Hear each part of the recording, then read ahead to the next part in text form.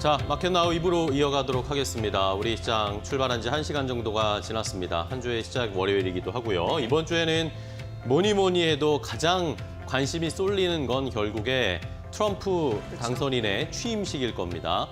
내일 우리 시간으로 내일 새벽에 오전 2시에 취임식이 열리고 선서를 하게 될 텐데 우리 시청자분들은 어떤 생각을 가지고 계신지 궁금합니다. 트럼프가 돌아오는 것에 대해서 기대감을 좀 가지고 있으실지, 우리 시장에 뭔가 트리거가 돼줄 수 있을지 기대하실지, 아니면 긴장하고 손에 땀이 나고 계실지 어떤 입장을 가실지 궁금하신데요. 우리 시장도 그런 모습을 오늘 나타내고 있습니다. 아직까지는 명확하게 방향성을 찾지는 못하고 있는데 그래도 다행인 거는 상승분은 켜고 있어요. 연속성은 좀 보여주고 있습니다. 지난해 그 수익률이 우리나라가 거의 꼴찌였잖아요. 네. 하지만 올해 되면서 반전의 드라마를 좀 쓰고 있는 네. 상황입니다. 어쨌든 트럼프 정권 임박하고 있는 상황에서 눈치 보기 이렇게 하고 있는 것 같아요. 좋은 네. 쪽이 좀 많아졌으면 좋겠고 오늘도 조선 섹터가 좀 다시금 튀더라고요. 그런 정책 수혜주 잘 가려드리도록 하겠습니다. 이번 주는 특히나 SK 하이닉스나 현대차의 실적 발표가 그렇죠. 예고돼 있습니다. 실적 시즌 힘까지 조금 더 받쳐준다면 올해 상반기에 좋을 것으로 예상되는데 저희가 시간마다 그런 부분 잘 점검해서 이번 주도 질 좋은 방송 전해드리도록 하겠습니다. 네, 자 그럼 오늘 시장을 움직이고 있는 이슈는 뭘까요? 또 움직이는 업종들은 뭘까요? 시장을 움직이는 주요 포인트들을 정리해서 알려드리도록 하겠습니다. 자, 싱크풀을 통해서 함께 이슈 브리핑 알아보도록 하겠습니다. 자, 오늘 시장의 분위기 싱크풀을 보면서 전반적으로 좀 확인을 해보겠습니다. 트럼프가 돌아오고 있는 상황, 얼마 남지 않은 카운트다운 시간이 다가오고 있는데 이러면서 우리 시장은 여러 가지 경우의 수와 방향성 이런 것들을 탐색하고 고민하고 있는 것 같습니다. 저도 오늘 장 출발하고 나서 오늘 시장의 분위기가 뭐지? 라고 계속 살펴보고 있는데 뚜렷한 방향성은 없습니다, 사실. 일단은 싱크풀을 보시면 크게 나타나 있는 업종들, 일단은 뭐 조선과 조선기자재 이런 업종은 계속해서 트럼프 수혜주다라고 말씀을 드렸고 뭐 작년부터 해서 계속 이야기가 나오고 있잖아요. 조선주의 흐름은 여전히 좋다. 오늘 장 초반에는 좀 약한가 싶었는데 이러면서 오히려 트럼프 취임 앞두고 좀 조정받나? 라고 생각했는데 1시간 정도 되니까 다시 올라가기 시작했습니다. 조선과 조선기자재 역시 트럼프의 강한 수혜주다라는 것을 다시 한번 확인할 수 있었고 뭐 원전도 비슷한 궤를 같이 하죠. 원전주도 역시 강한 모습을 보여주고 있습니다. 전선과 전력설비, 주가는 조금 엇갈리고 있는데 전력설비 전선주도 역시 트럼프 수혜주로 계속 이야기가 나왔잖아요. AI 데이터 센터를 만들 때 전력이 굉장히 필요한데 이것에 대해서 트럼프도 역시 이것의 중요성을 강조하고 있고 우리 시장에서도 역시 전력기기 업체들 HD 현대일렉트릭이라든지 LS 일렉트릭이 미국에 공격적인 투자를 하겠다. 아직도 미국의 전력 설비가 굉장히 노후화되어 있다. LA 산불도 이런 원인 때문에 난 것이다. 그런 이야기들도 있거든요. 그러니까 미국에서의 이 투자와 전력 설비를 교체하는 이런 수요가 아직 시작도 안 했다. 그런 의견들이 많습니다. 이러다 보니까 전력 설비는 오늘 상승세를 같이 하고 있고 전선주는 또 그동안 많이 올라와서 약간 조정을 받는 상반된 움직임을 나타내고 있습니다. 자, 우크라이나 재건주, 트럼프가 취임하면 전쟁들을 다 종식시키겠다. 북한, 과거에 우리나라에서 북한과의 대화를 통해서 트럼프가 노벨 평화상 받고 싶은 그런 욕심을 나타냈는데 지금은 조금 더 빠르다고 생각하는 게 우크라이나 러시아 전쟁을 종전시키고 평화상을 받는 거다라는 이야기들이 나오고 있습니다. 이러면서 또다시 우크라이나 재건주 주목은 받는데 우리 시장에서는 오늘 조정을 좀 받고 있고요. 양자 컴퓨터 그동안 너무 많이 올라왔기 때문에 미국 시장에서도 계속 조정, 우리 시장에서도 역시 조정세를 나타내고 있습니다. 반면에 정반대의 모습, 이제는 유리기판이 떠오르고 있습니다. 유리기판주들은 오늘도 역시 강한 모습을 보여주면서 계속 상승세를 이어가고 있고요.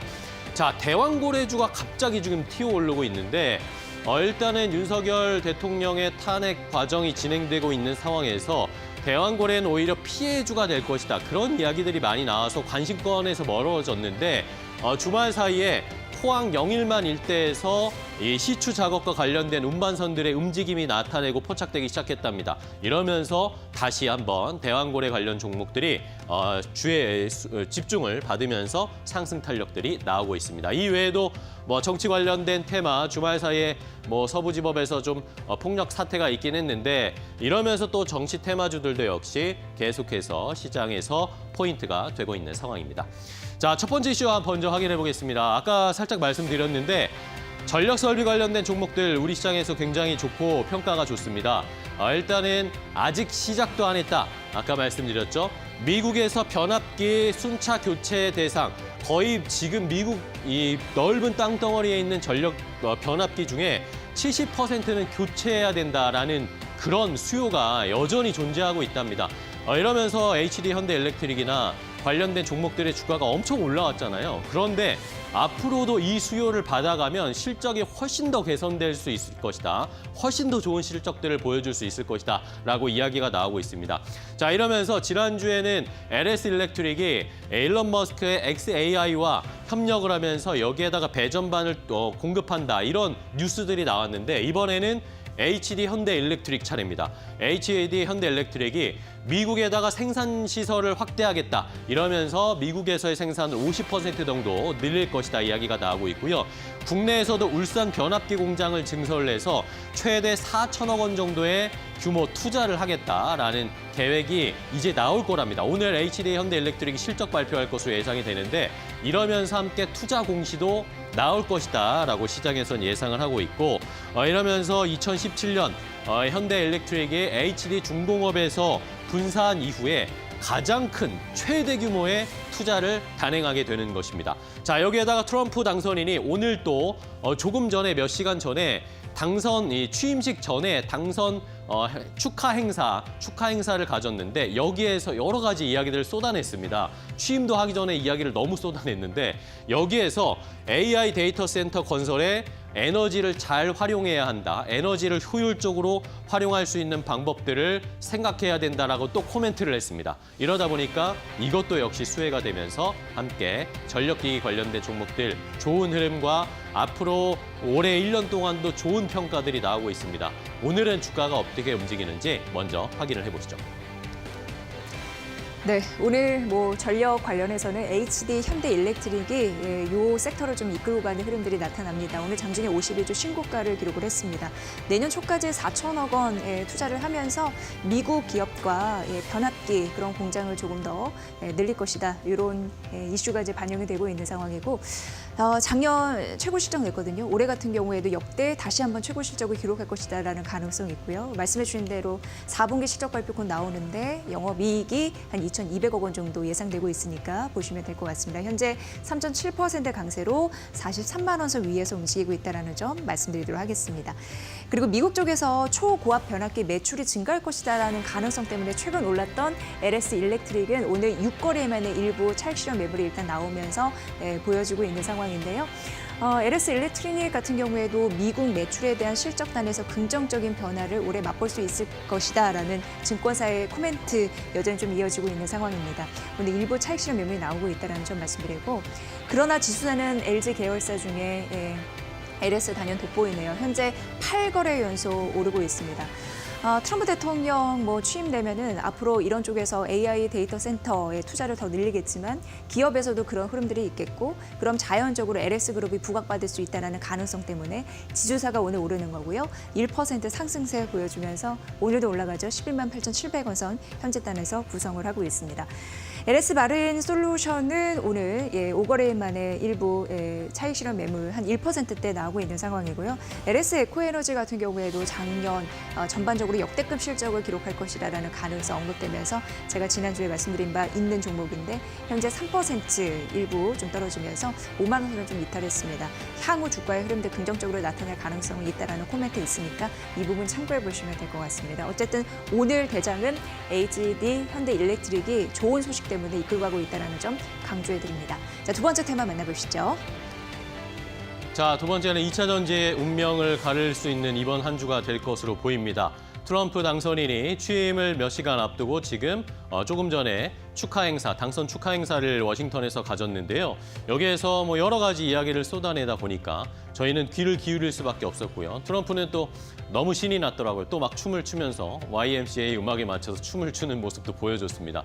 뭐 여러 가지 긍정적인 이야기도 아까 뭐 AI 데이터 센터 에너지와 관련된 이야기들도 했는데 우리에게 가장 또 민감한 것은 이제 IRA, 2차 전지와 관련된 이야기가 어떻게 나올 것인가가 또 중요하잖아요. 일단은 아직까지 나오고 있지는 않은데 취임하고 나서 행정명령에서 과연 IRA를 축소하거나 폐지하는 것에 행정명령에 사인을 하게 될지 이것이 지금 초미의 관심이 되고 있는 상황입니다.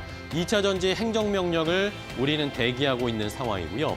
자, 뭐 많은 분들이 아시겠지만 IRA 만약에 축소하게 되면 전반적으로 전기차 업체에 부담이 될 수밖에 없고 이러면 2차 전지 그리고 셀, 소재 전반적으로 다시 한 번 더 길어지는 캐즘이 올 수도 있다라는 그런 심화된 캐즘이 올 수도 있다라는 우려 섞인 평가들도 나오고 있는 상황입니다. 자, 이렇게 시장에서는 2차 전지에 대한 우려감들이 계속 커지고 있는데 그러다 보니까 주가가 도저히 가지 않습니다. 조금 올라갔다가 또 쭉 빠져내려가고 이런 부담감, 트럼프에 대한 부담감 때문에 상단이 철저하게 막혀 있는 상황인데 오늘은 또 신기하게 트럼프의 취임을 앞두고 2차 전지 관련된 종목들이 반등세가 나오고 있어요. 지금까지의 악재가 모두가 반영이 됐기 때문에 더 이상 나쁠 것이 없다라고 생각을 하는 것인지 저가 매수세가 오늘은 조금 유입이 되고 있습니다. 이런 유입이 계속해서 추세 전환이 되려면 트럼프의 2차 전지에 대한 뭔가 다른 코멘트가 필요한데 그런 어떤 이야기가 나오게 될지 저희가 잘 살펴봐야 할 것 같습니다. 자, 그럼 2차 전지에 관련된 종목들의 주가 흐름 좀 체크를 해보시죠. 네, 오늘은 뭐 2차 전지 생산이나 2차 전지 소재 이쪽에서 2차 전지 섹터를 이끌고 있다라는 거를 느낄 수 있는 게요. 대표적으로 솔루스 첨단 소재 올해 16% 급등세 보여주고 있는 상황입니다. 작년에 전지박조 판매 이쪽이 2023년 대비 60% 성장한 결과를 우리는 알 수 있었는데 올해도 이런 쪽에서 실적에서 긍정적인 변화가 일으킬 것이다라는 증권사의 코멘트가 있었습니다. 소재 쪽에서 솔루스 첨단 소재가 오늘 이끌고 가고 있는 흐름들이 나타나는 거고요. 오늘 또 눈에 띄는 거는 LG 에너지 솔루션인데 배터리 업계 최초로 그 사이버의 최고 보안 수준의 인증을 좀 획득했다라는 이슈도 있었으니까 참고를 해보시면 될 것 같고 1.5% 상승세 보여주고 있는 그런 모습입니다. 에코프로 BM 쪽에서 증권사에서 좀 긍정적인 매수 상향 리포트가 나왔는데 유진투자증권에서 22개월 만에 매수 상향한 그런 리포트가 나왔다라는 점 말씀드리면서 오늘 3% 강세 흐름을 보여주고 있는 거고요. LNF도 최근 한국투자증권에서 매수 신규 리포트 내면서 테슬라 효과는 조금 더 봐야 되지만 어쨌든 좋은 호재성 재료는 앞으로 좀 기다려진다라는 부분으로 목표 주가 13만 원짜리 냈거든요. 이 부분도 참고해 보시면 될 것 같습니다. 최근 삼성 SDI는 기관의 매수가 일부 좀 붙더라고요. 오늘까지는 보셔야 되고 지난 금요일까지 봤을 때 한 2거래 연속 붙었다는 점 말씀드리도록 하겠습니다. 2차 전지 관련주는 오늘 개장한 이후에 시가 대비 상승폭 높이는 양봉 차트 흐름을 보여주고 있으니까 이 부분도 참고해 보십시오. 자, 마지막 테마 만나보도록 하겠습니다. 자, 마지막 또 결국에 트럼프 이야기입니다. 오늘은 뭐 트럼프 이야기로 시장이 도배가 될 것 같은데요. 자, 틱톡, 우리나라에서도 뭐 틱톡 하시는 분들이 계실 텐데 미국에서 미국 시간 1월 19일부터 갑자기 틱톡 사용이 중지됐습니다. 왜냐하면 미국에서 틱톡 금지 유예법을 시행했기 때문인데요. 이게 바이든 행정부에서 틱톡에서 뭔가 내부의 정보나 중국 쪽에서의 안보 불안 이런 것들 때문에 틱톡을 미국 내에서 사용하는 것을 금지시켰습니다. 그게 실행이 된 건데 자, 그러다 보니까 미국에 있는 틱톡커들은 깜짝 놀라고 이게 진짜 중지시킨다고 바로 그냥 꺼버리는 건가라는 이런 당황하는 모습들을 많이 보였습니다. 그런데 트럼프 당선인이 이제 취임을 앞두고 이것을 본인은 틱톡을 계속 사용할 수 있게 하겠다라고 공언을 했습니다. 아까 말씀드렸던 그 행사에서 틱톡은 계속 이어져야 한다라고 이야기를 했고요. 그 서비스 중단이 13시간 만에 바로 복구가 됐습니다. 이게 트럼프의 힘이겠죠? 트럼프의 입에 지금 미국은 모든 게 달라지고 있습니다. 자, 트럼프는 틱톡 금지 유예 행정명령을 내릴 것이다. 지금 금지법이 발효가 됐는데 이것을 유예시켜서 한 90일 정도로 금지를 유예시킬 것이다라고 예상을 하고 있고요. 이러면서 매각 시한을 그러면 자연스럽게 연장이 되겠죠. 시간이 연장이 되면서 미국 기업 중에 이 틱톡을 인수하는 방안으로 앞으로의 방향성을 추진하겠다라고 공언을 했습니다. 미국 기업이 틱톡의 지분 50%를 보유하면서 미국 기업, 뭐 예를 들면 테슬라, 일론 머스크가 뭔가 인수를 한다거나 아니면 뭐 퍼블릭시티 같은 AI 기업이 인수한다거나 이런 이야기들이 좀 나오고 있거든요.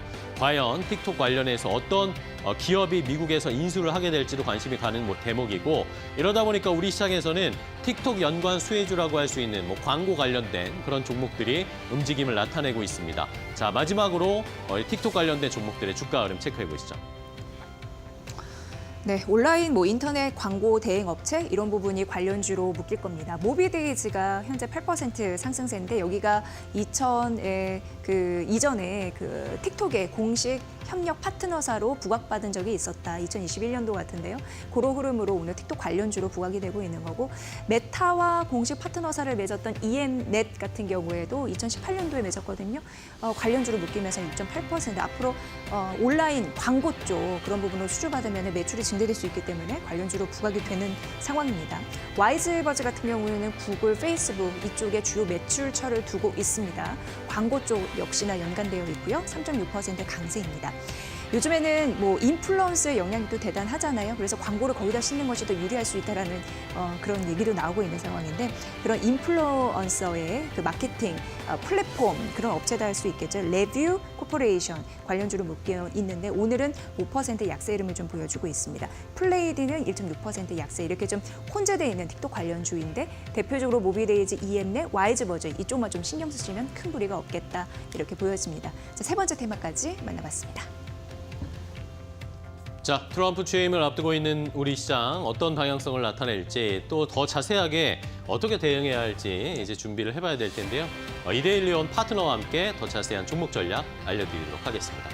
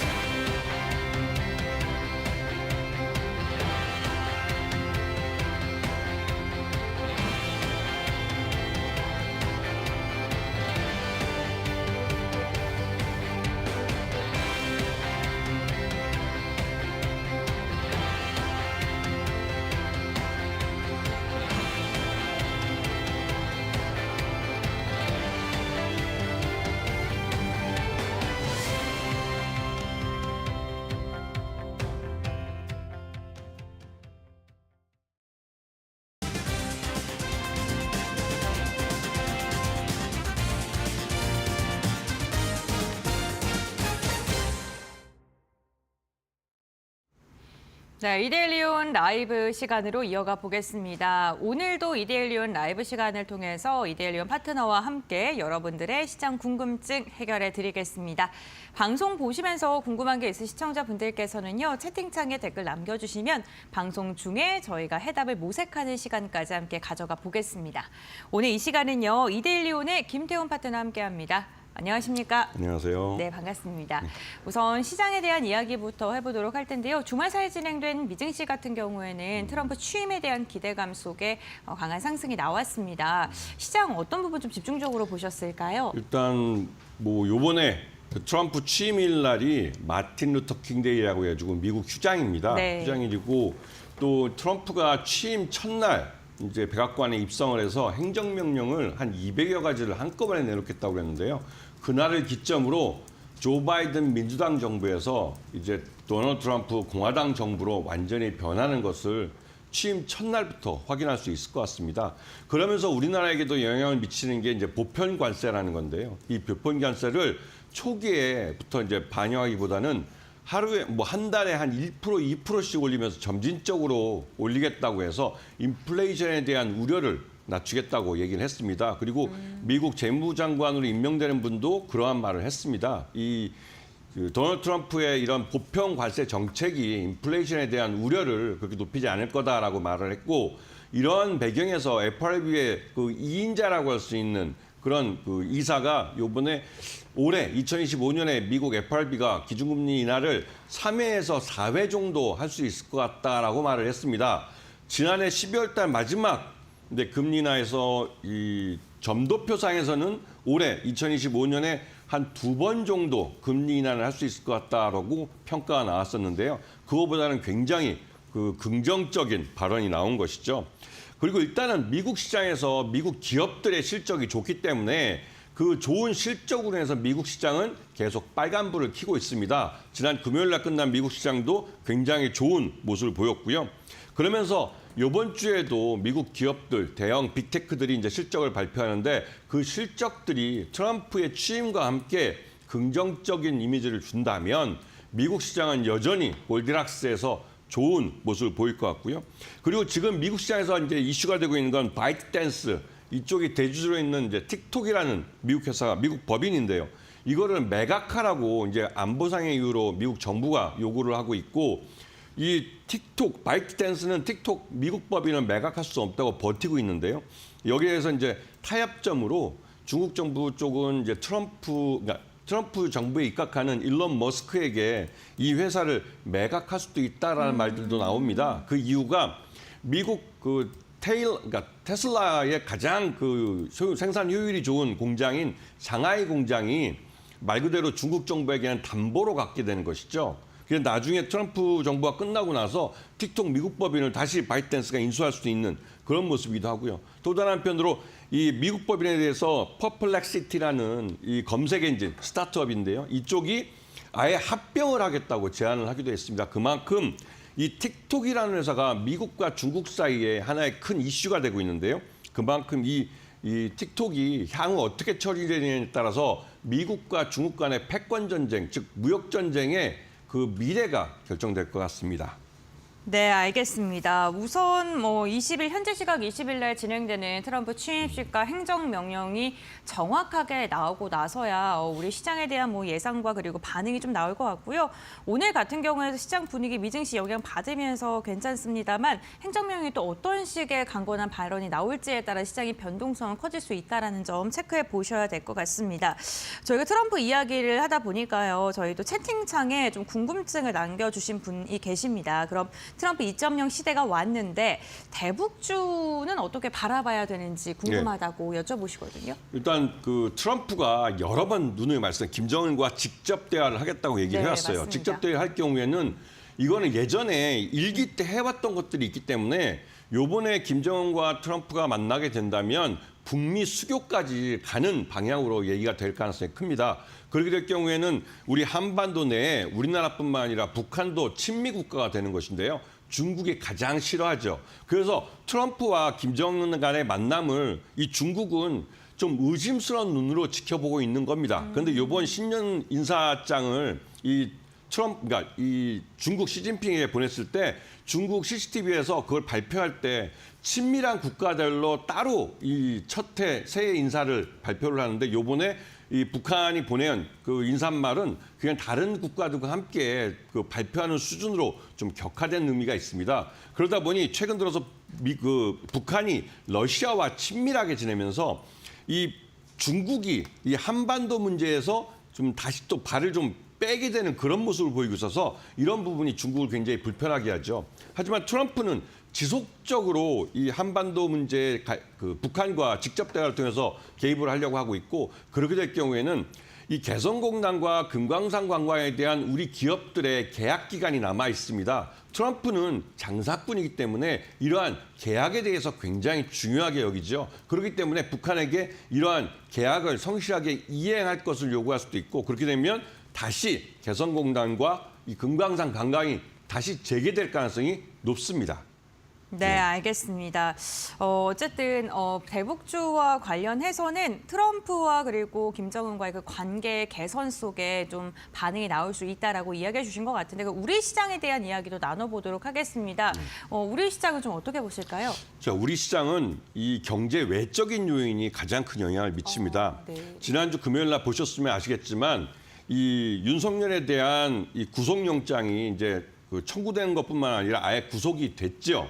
그러면서 이게 어느 정도 큰 고비를 넘기면서 전 세계적으로 우리 한국에 대한 시인도가 올라가겠다 생각했는데 그날 새벽에 윤석열 지지자들이 이 서부지법에 법원에 침탈을 했습니다. 그러면서 난동을 피웠는데요. 이런 모습이 외신을 통해서 고스란히 전 세계로 퍼져나갔죠. 이것은 우리나라에 대한 그 외국인 투자가들의 불안감을 키우는 요인이 됩니다. 이런 경제 외적인 요인이 우리 시장을 발목을 잡고 있는 그런 모습이고요.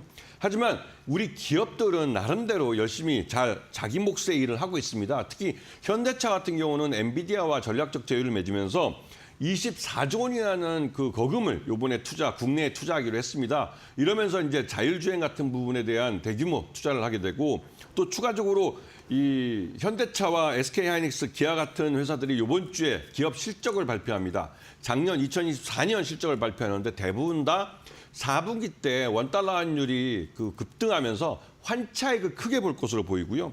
다만 이 현대차와 기아 같은 경우는 이제 미국에서 AS라고 해가지고 그 들어가는 비용이 있습니다. 그거 다 달러로 지불하는 거기 때문에 원달러 환율이 올라버리면 거기에 대해서 원화 환산 비용이 증가하게 됩니다. 그런 부분이 좀 한계가 있고요.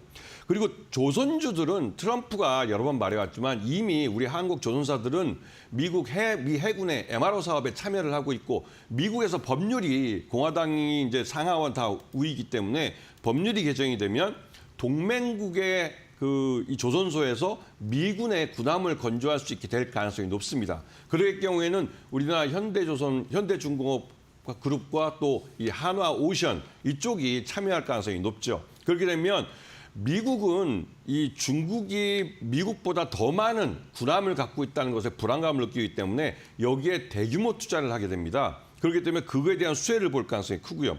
그리고 무엇보다도 한국은행이 금리를 동결했습니다. 이거는 원화 가치 방어에 나서겠다는 신호를 시장에 준 것이고 1,500원은 넘기지 않겠다는 확실한 신호를 준 것이죠. 그렇기 때문에 이 인플레이션에 대한 우려도 일단은 발목 이제 잡아놓은 그런 상태이기도 합니다. 그리고 무엇보다 이제 트럼프 2기가 시작을 하면 이 보편 관세에 대한 부담이 자동차와 반도체 같은 우리나라 수출 주력 사업에 발목을 잡게 됩니다. 이런 부분들을 잘 보셔야 될 것 같고요. 그리고 이 3월 31일부터 이제 그 공매도가 다시 재개가 됩니다. 그에 따라서 이 환투기 세력들이 우리나라에 들어올 수 있기 때문에 지수 관련 대형주들은 갑자기 실적에 비례해서 갑자기 주가가 오른다면 일단은 의심해 봐야 되는 그런 타이밍이 돌아왔습니다. 네, 알겠습니다. 오늘 국내 증시에 대한 이야기까지 나눠봤고요. 그렇다면 특징 섹터에 대한 말씀도 나눠보도록 할 텐데 시장 얘기하시면서 조선주, 한화오션에 대해서도 이야기해 주셨고요. 미국의 영향을 받으면서 국내 조선주들 날아가고 있는데 오늘 같은 경우에는 피팅 밸브에서도 좀 순환매가 들어가는 모습이 나타나고 있습니다. 성광밴드는 하락을 하고 있는데 한선 엔지니어링 같은 경우 20%가량의 또 급등세가 연출이 되고 있습니다. 조선주 앞으로 더 갈 거라고 보시는 건가요? 네, 조선주는 여전히 쌉니다. 아직도 저렴해요. 아직도 네. 싸고요. 지금 보시면 현대중공업에 비해서 그 하나오션 같은 경우는 주가가 한 5만 원 정도밖에 안 합니다. 그리고 하나오션 같은 경우는 적자에서 흑자로 돌아섰기 때문에 이 네. 가치가 굉장히 좀 저평가되어 있는 상태고 여전히 그리고 이제 흑자를 내기 시작하는 단계입니다. 그렇기 때문에 지금 여러분들이 주식 투자하다 보면 오랫동안 물려 있으면서 그러다가 겨우 원금 찾았을 때 이 원금이라도 좀 회복하자 해서 바로 팔아버리는 분들이 있는데요. 조선주 같은 경우는 이제 적자에서 흑자로 전환되는 그런 타이밍이고 앞으로 여기서부터 이제 주가가 발목부터 상투까지 꾸준히 올라가는 그런 초입에 있는 겁니다. 그렇기 때문에 조선주 같은 경우는 긴 템포로 지켜보셔야 되고요.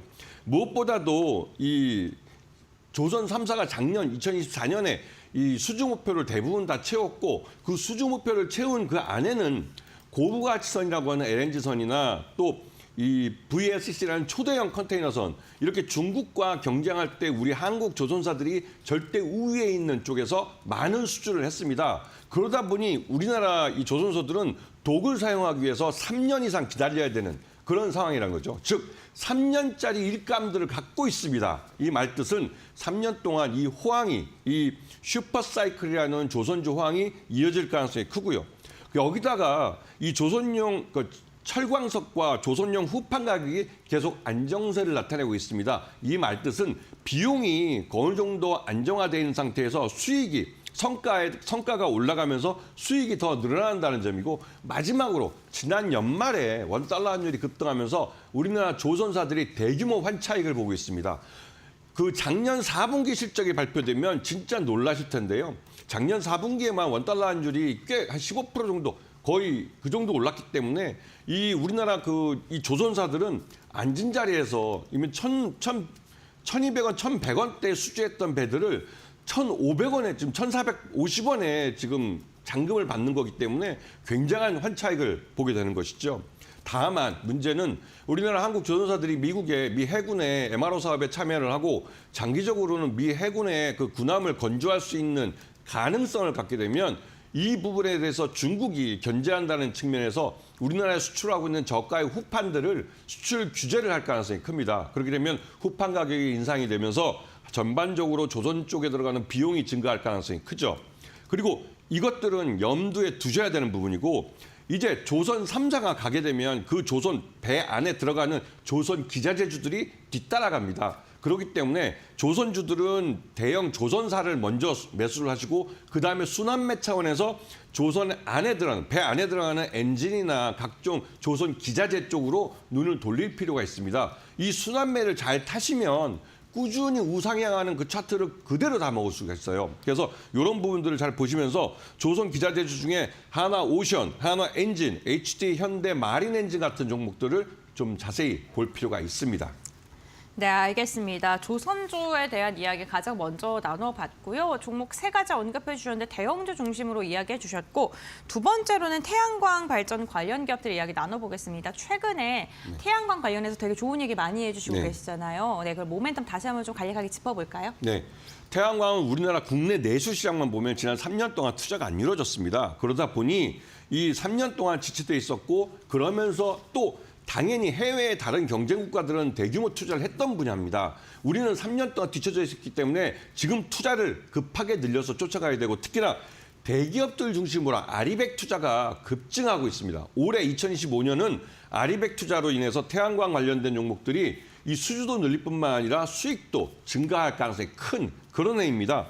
특히나 이 트럼프 2기 정부가 출범하면 화석연료에 대한 사용량이 다시 늘어나면서 태양광이나 친환경에 대한 투자가 줄어들 것이다 했지만 여기에 일론 머스크가 여기에 그 정부 효율부 수장으로 참여를 합니다. 그런데 일론 머스크는 테슬라 안에 ESS 사업을 하는데요. ESS라는 에너지 저장 장치는 일단 에너지를 만들어야 됩니다. 그 에너지를 만드는 게 캘리포니아에 가보시면 그 태양광으로 그 전기 에너지를 만들어내고 그 만들어낸 전기 에너지를 이 ESS에 저장을 하는 겁니다. 그렇기 때문에 테슬라 일론 머스크는 이 태양광에서만큼은 여전히 그 조 바이든 정부에 주던 이 보조금을 지속해서 줄 것을 요구하고 있고 그것을 관철시켰습니다. 그래서 트럼프 정부가 출범해도 이 태양광에 대한 보조금은 지속될 가능성이 크고 그에 따라서 미국 태양광 시장을 중심으로 해서 전 세계 태양광 시장이 많이 성장을 할 텐데요.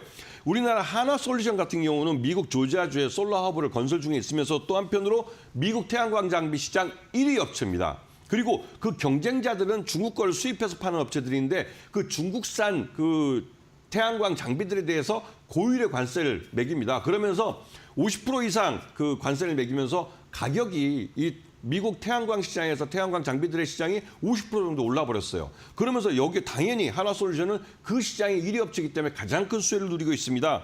그래서 이 하나솔루션이 올해 흑자로 전환할 가능성이 높다는 것이고요. 여기에 HD 현대에너지솔루션 같은 경우는 내수시장 매출 의존도가 75%입니다. 그런데 그 내수시장이 아리백 투자 때문에 그것도 대기업의 아리백 투자 때문에 실적이 좋아질 가능성이 크고 HD 현대에너지솔루션이 가장 큰 수혜를 볼 것입니다. 그리고 이 HD 현대에너지솔루션은 이제 미국 태양광 시장 진출도 준비하고 있기 때문에 국내 시장과 해외 시장 양쪽에서 성장을 이어갈 것입니다. 그리고 SDN 같은 경우는 전문적으로 태양광을 하는 업체인데요. 이 업체 같은 경우 사단법인 태양광 발전 사업 협회와 또 이 업무 협약을 맺어서 5천여 개의 회원사들에게 태양광 장비를 공급을 하게 됩니다.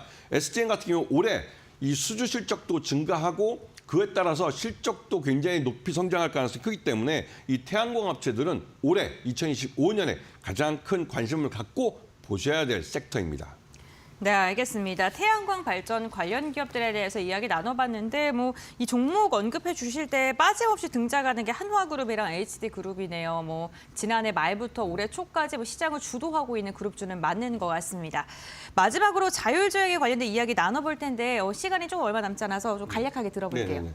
이 자율주행은 말 그대로 일론 머스크 때문에 그렇습니다. 일론 네. 머스크가 여기에 정부 효율부 장관으로 입각하면서 이 그러니까 자율주행에 걸려있던 여러 가지 규제들을 이번에 철폐하면서 굉장히 빠르게 3단계 자율주행이 완성이 돼갈 것이고 3단계 자율주행이 완성이 되면 곧바로 4단계로 넘어갈 겁니다. 근데 4단계는 이 5G 환경이 아니라 6G 환경 같이 이 통신 환경도 같이 변해야 되는 측면이 있죠. 그런 면에서 테슬라의 이런 이 정부 효율부 장관 입각이 갖는 의미가 크고요. 우리나라 현대차 같은 경우도 약 24조 원 정도를 투자하면서 그중에 많은 부분을 자율주행 쪽에 투자를 합니다. 왜? 3단계 자율주행이 한국의 현대차와 기아가 늦었습니다. 이게 미국 같은 경우는 테슬라의 오토파일럿이 3단계 자율주행을 고도화하는 단계로 넘어가고 있고 또 벤츠 같은 독일 자동차들도 3단계 자율주행 차를 내놓고 있는데 우리는 아직 그런 상용화 차를 못 내놨습니다. 그런 부분 때문에 현대차 그룹은 이번에 자율주행 분야에 대해서 M&A를 할 가능성도 크죠. 왜냐하면 이런 기술을 가장 빨리 확보할 수 있는 방법은 M&A가 가장 큰 지름길입니다. 그렇기 때문에 이 자율주행 쪽에서 현대 오토에버, 그다음에 SOS랩, 그다음에 넥스칩 같은 기술을 갖고 있는 회사들을 주목해서 보셔야 되는 겁니다. 네, 알겠습니다. 이렇게 자율주행까지 세 가지 섹터 이야기 나눠봤고요. 그렇다면 오늘의 공략주는 어떤 종목일지 한번 알아보도록 할 텐데요. 어디 섹터에 있는 종목일까요? 태양광이죠. 태양광이요. 네, 종목명 네. 말씀해 주시죠. 네. 무엇보다도 HD 현대에너지솔루션은 HD 현대그룹, 현대중공업그룹의 사업 다각화 차원으로 밀고 있는 기업입니다. 이 HD 현대 같은 경우는 조선 쪽에 집중돼 있는 회사인데요. 그런데 특이하게 HD 현대에너지솔루션 이 회사만 그 태양광 쪽에 이 사업이 다각화되는 측면에서 이 회사를 키우고 있습니다. 물론 여기에 HD 현대 일렉트릭이라는 이 전기를 공급해주는 이 전선망 그 회사가 또 있죠. 그래서 이쪽은 태양광이라는 친환경 사업 쪽에서 특화되어 있는 것이고 무엇보다도 국내 시장에 앞에서 말씀드렸지만 내수시장 매출 의존도가 75%입니다. 그렇기 때문에 내수시장에서 아리백 투자들이 늘어나면 그 수혜를 고스란히 보는 업체예요. 그리고 HD 현대그룹과 그런 대기업들끼리 서로 내가 내 계열사를 통해서 그러니까 내 계열사를 지원해 주는데 한계가 있기 때문에 서로 바터로 상대방 업체의 이 태양광 쪽에 지금 오더를 주면 상대방이 또 이쪽에다가 오더를 주는 이런 바터 형태로 서로를 지원해 줍니다. 그러다 보니 대기업 중에서 이 아리백 투자는 더 이상 미룰 수 없는 주제이기 때문에 여기에 대한 대규모 투자가 이루어지고 그 수혜를 고스란히 보게 되는 것이죠. 무엇보다도 이거는 구글이 삼성전자와 SK하이닉스에게 아리백 투자에 대한 조기 달성을 요구하고 있다는 말들이 시장에 알려지면서 더더욱 대기업들 투자가 늘어날 거라고 말들이 나오고 있습니다. 그래서 HD 현대에너지솔루션은 매수가 25,000원을 노려보시면 충분히 지금 가격에서 싸게 살 수 있는 기회를 주기도 할 거고요. 물론 손절가는 23,500원 정도 보시고 목표가는 4만 원 정도로 보시는데 올해 1분기 실적에서 좀 긍정적인 실적이 나올 가능성이 크기 때문에 그런 부분을 보시고 일단 매수할 때는 무조건 매수 단가를 가장 낮추면서 그리고 매수 수량을 늘려가는 쪽으로 매수 그 목표를 가지셔야 됩니다. 그렇기 때문에 추격 매수하실 때는 이 회사가 긍정적인 재료가 특히 실적이 나올 때까지는 아직 시간 여유가 있기 때문에 충분히 저가에 사기 위한 노력을 하셔야 되는 겁니다. 알겠습니다. HD 현대 에너지 솔루션 오늘의 공략주로 이야기해 주셨고요. 투자 포인트까지 말씀해 주셨으니까요. 참고해 보시면 좋을 것 같습니다. 오늘 김태훈 파트너와는 여기서 마무리하겠습니다. 오늘 말씀 고맙습니다. 감사합니다.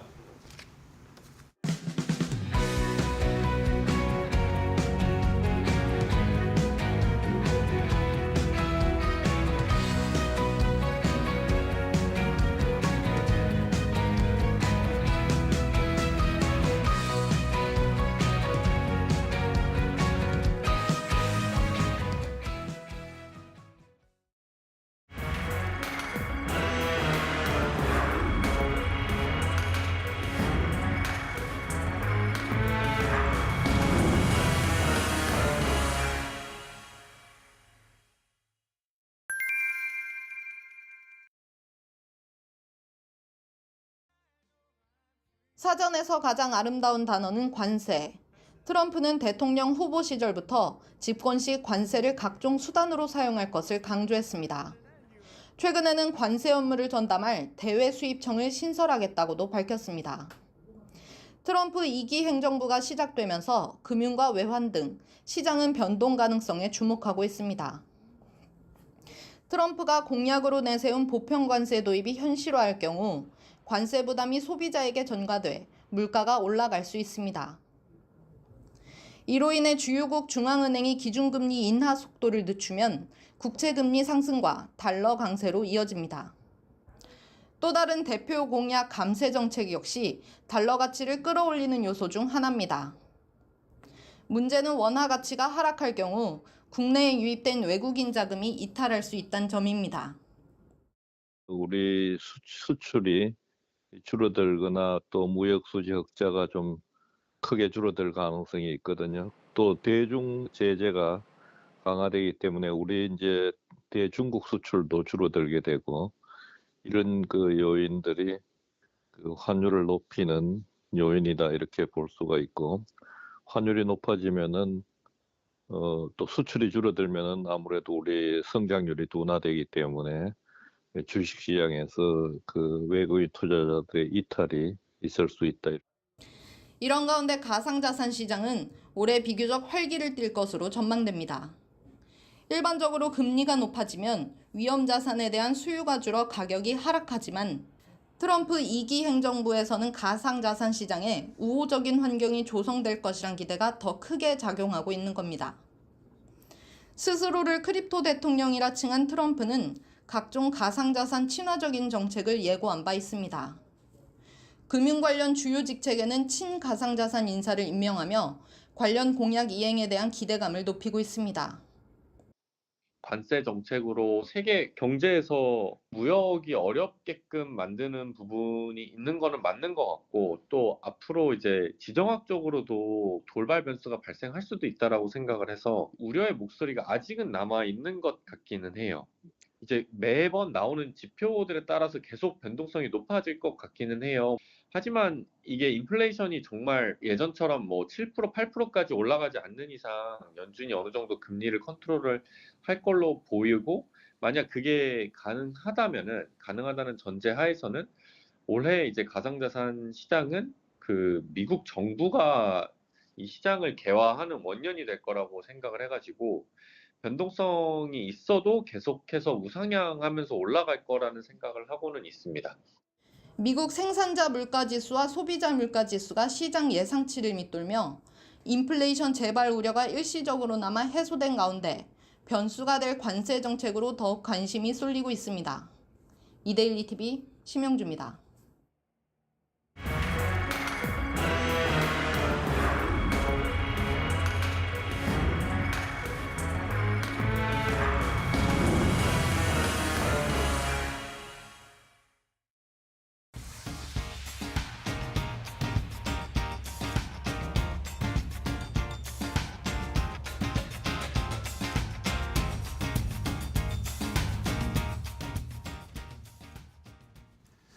자, 이데일리 TV 인사이트로 이어가도록 하겠습니다. 오늘은 오랜만에 또 고려아연 MBK 영풍의 경영권 분쟁 관련된 이슈를 체크를 해보도록 하겠습니다.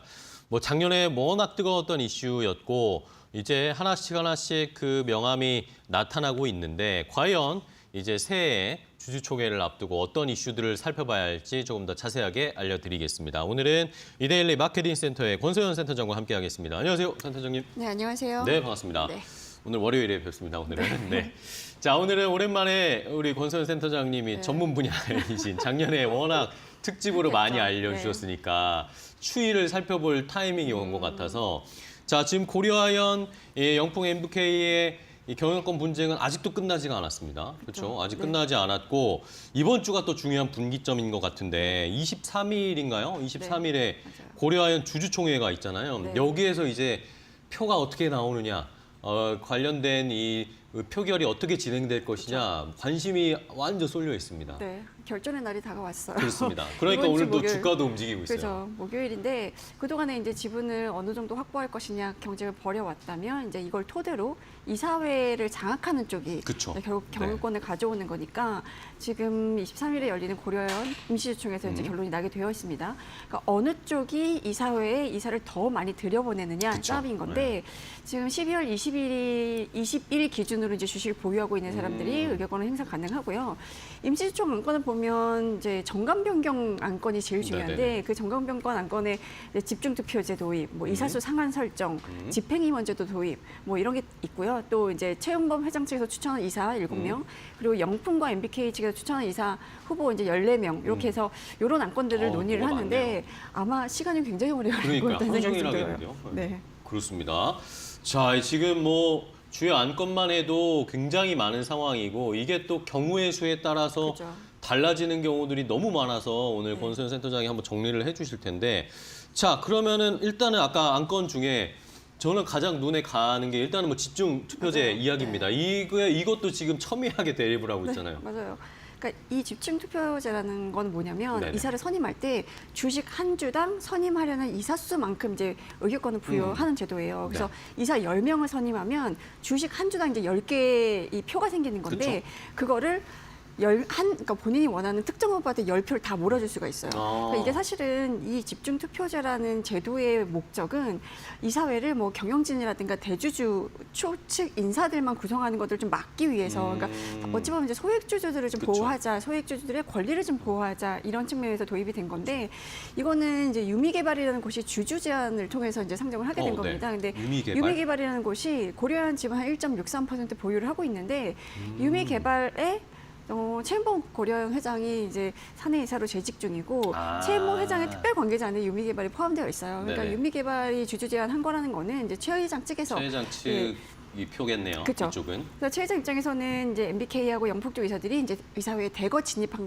하는 것을 막기 이제 위해서. 막아보자라고 이제 이 집중투표제의 카드를 이제 제시한 건데 이 집중투표제라는 거는 1998년에 네네. 상법 개정하면서 이제 도입이 된 건데 이 기업의 정관상 이걸 배제할 수 있도록 했어요. 그래서 그 도입될 때는 뭐 이 집중투표제라는 게 워낙에 이제 소액주주들의 권리를 보호하자는 목적이 컸기 때문에 기업들이 정관에 안 넣어도 되는 거거든요. 그래서 약간 뭐 유명무실하다 이런 얘기들이 좀 나왔었는데 사실 조금 이 고려연 최 회장 측이 이걸 제안한 거는 아이러니하긴 하죠. 왜냐하면 이건 소액주주를 그러게요. 위한 건데 기존에 경영하던 경영권을 갖고 있는 쪽에서 이제 제안을 한 그러게요. 거고 네. 이거는 최대 주주의 경영권 이제 뭐 그들의 표현으로 하면 이제 찬탈인 건데 이걸 막기 위해서 이제 활용하겠다고 한 거니까 약간 아이러니하다라는 이제 얘기는 좀 나오고 있지만 그렇습니다. 어쨌든 요거는 이제 특별 결의 사항이에요 주총에서 그러니까 일반 결의에 비해서 훨씬 이제 이게 통과가 되려면 요건이 좀 까다로운데 까다롭나요? 네 발행 주식의 3분의 1 이상이 참석을 일단 해야 되고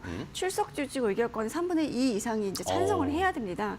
그리고 거기다가 이게 3%룰이 적용이 되는 네네, 3%룰. 사안이거든요. 그러니까 주주 한 명당 의결권을 3%로 제한을 하는 그런 그게 이제 필요한 네네네. 안건이라서 이렇게 되면 이제 MBK하고 그러니까요, 영풍 측이 좀 이게. 분리해 줄 수 있는 게 이 MBK하고 영풍 측의 지분은 이렇게 뭉터기로 이제 나눠져 있어요. 그러니까 영풍, 장영진 고문, 크게 한국기업투자홀딩스 좀 그죠? 덩어리로 있군요. 그렇죠. 숫자가 한국기업투자홀딩스는 이제 MBK가 만든 SPC인데 이렇게 세 군데가 보유하고 있는 지분이 한 36% 정도인데 이거를 3%를 적용을 하면 뭐 여기 이제 자사주 의결권 행사할 수 없는 자사주 이런 거 다 빼고 뭐 계산해 보면 대략 한 뭐 어쨌든 이제 명목상으로는 3%잖아요. 네네. 그리고 특수이익 관계인 지분을 다 합쳐도 대략 한 23%, 24% 정도로 훅 떨어지거든요. 그러니까 명목적으로 보유하고 있는 지분 그렇네요. 40%가 넘는데 반면에 최 회장 측이 보유하고 있는 지분은 최 회장 측에 들어가 있는 특수관계인만 한 53명 정도에 달하기 때문에 되게 많군요. 거기 이제 영풍정문이라든가 최 회장 같은 이제 주요 주주의 지분도 2%를 넘지 않거든요. 이렇게 지분이 쪼개져 있기 때문에 이제 상대적으로 3%를 적용해야 된다고 하면 최 회장 측이 조금 유리한 이제 편이 있고요. 현재로서는 이제 평면적인 지분율만 따져서 승부를 가늠하기는 어렵고 이거 정말 뚜껑을 열어봐야 할 것 그러니까요. 같아요. 뭔가 변수를 노리고 있는 것 그쵸, 같은데요. 이 고려하연 측에서는. 그렇죠. 이제 사실 어찌 보면 이런 상황을 좀 바꾸기 위한 이제 회심의 그러니까 카드인데. 팔을 좀 흔들었네요. 그렇죠. 네. 그렇습니다.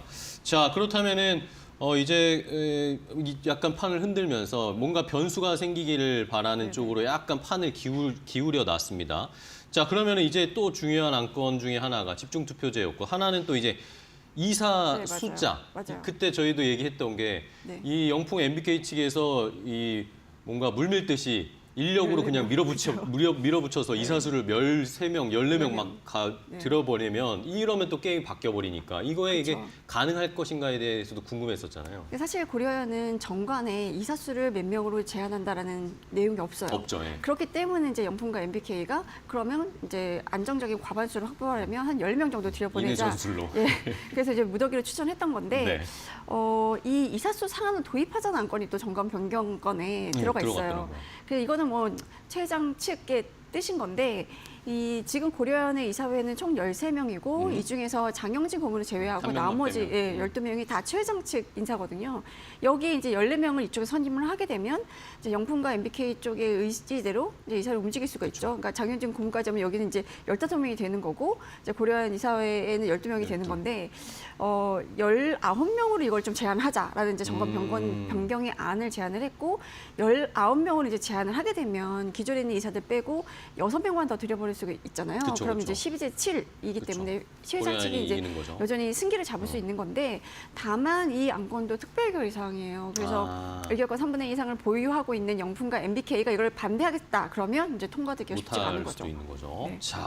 자, 이렇게 두 개 집중투표제랑 이사 선임수 제한 이 안건이 올라와 있는 상황인데 이게 어떻게 되느냐에 따라서 이제 MBK 영풍 쪽 최은범 회장 측 이사 선임한 안건이 자동 폐기될 수도 있는 거잖아요. 네. 그러면 이게. 지금 주총 관련된 공시를 한번 보신 분은 알겠지만 굉장히 주총 공시 자체도 그러니까요. 길어요. 이게 경우의 수를 다 조합해가지고 이럴 경우에는 어떻게 하고 뭐 이런 것들이 이제 다 적시가 되어 있기 때문에 굉장히 길게 그러니까요. 주총 엄청 공시가 복잡하더라고요, 올라왔는데 이게. 일단 이제 주총 의안 1호는 정관 변경의 건이에요. 그래서 1-1호가 집중투표제, 네. 1-2호가 이사수 상한 설정, 저희가 얘기했던 네, 거. 1-3호가 이제 집행임원제도 요거는 영풍과 그쵸. MBK 쪽에서 이제 제안을 한 거고요.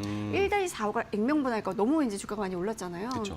그래서 이제 이걸 좀 액면분할하자 이런 안을 좀 제안을 했고 1-5호가 소수주주 보호 정관 명문화예요. 이거는 그동안의 고려안이 너무 이제 소수주주, 소액주주를 위한 뭔가 활동이 좀 없었다는 이런 지적을 받아들여서 이런 걸 정관에 좀 명시화하자라고 명문화하자. 해서 넣은 거고요.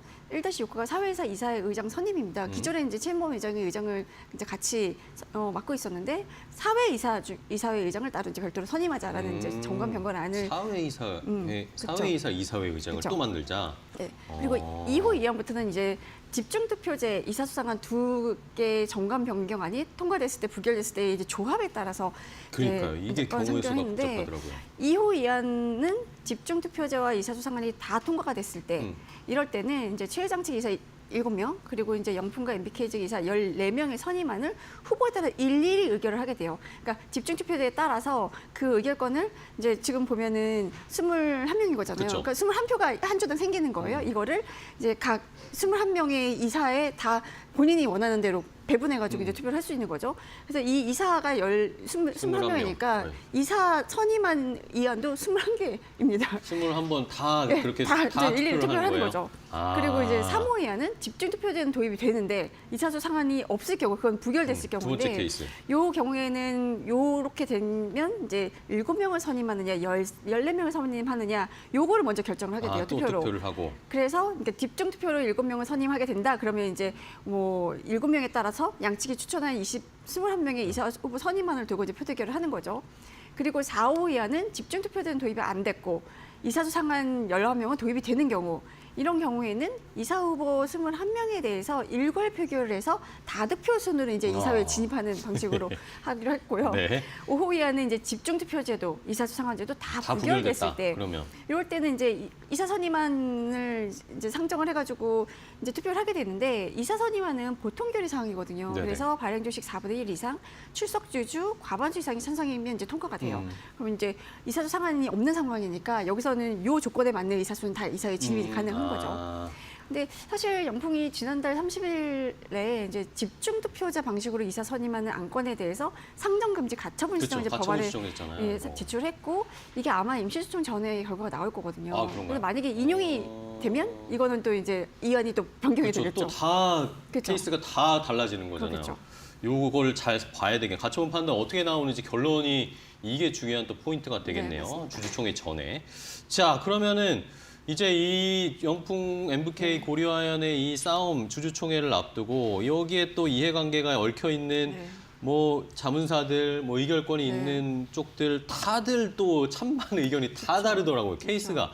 이번에는 집중 투표제에 대해서도 뭐 찬성하는 쪽이 있고 네. 반대하는 쪽이 있고 분위기가 완전 또 갈리더라고요. 그러니까 사실 의결권 자문사들은 굉장히 첨예한 이슈로 주총 그쵸. 안건이 상정이 네. 됐을 때 이제 어떻게 행사하는 게 좋을 거다라고 권고를 하는 데들이에요.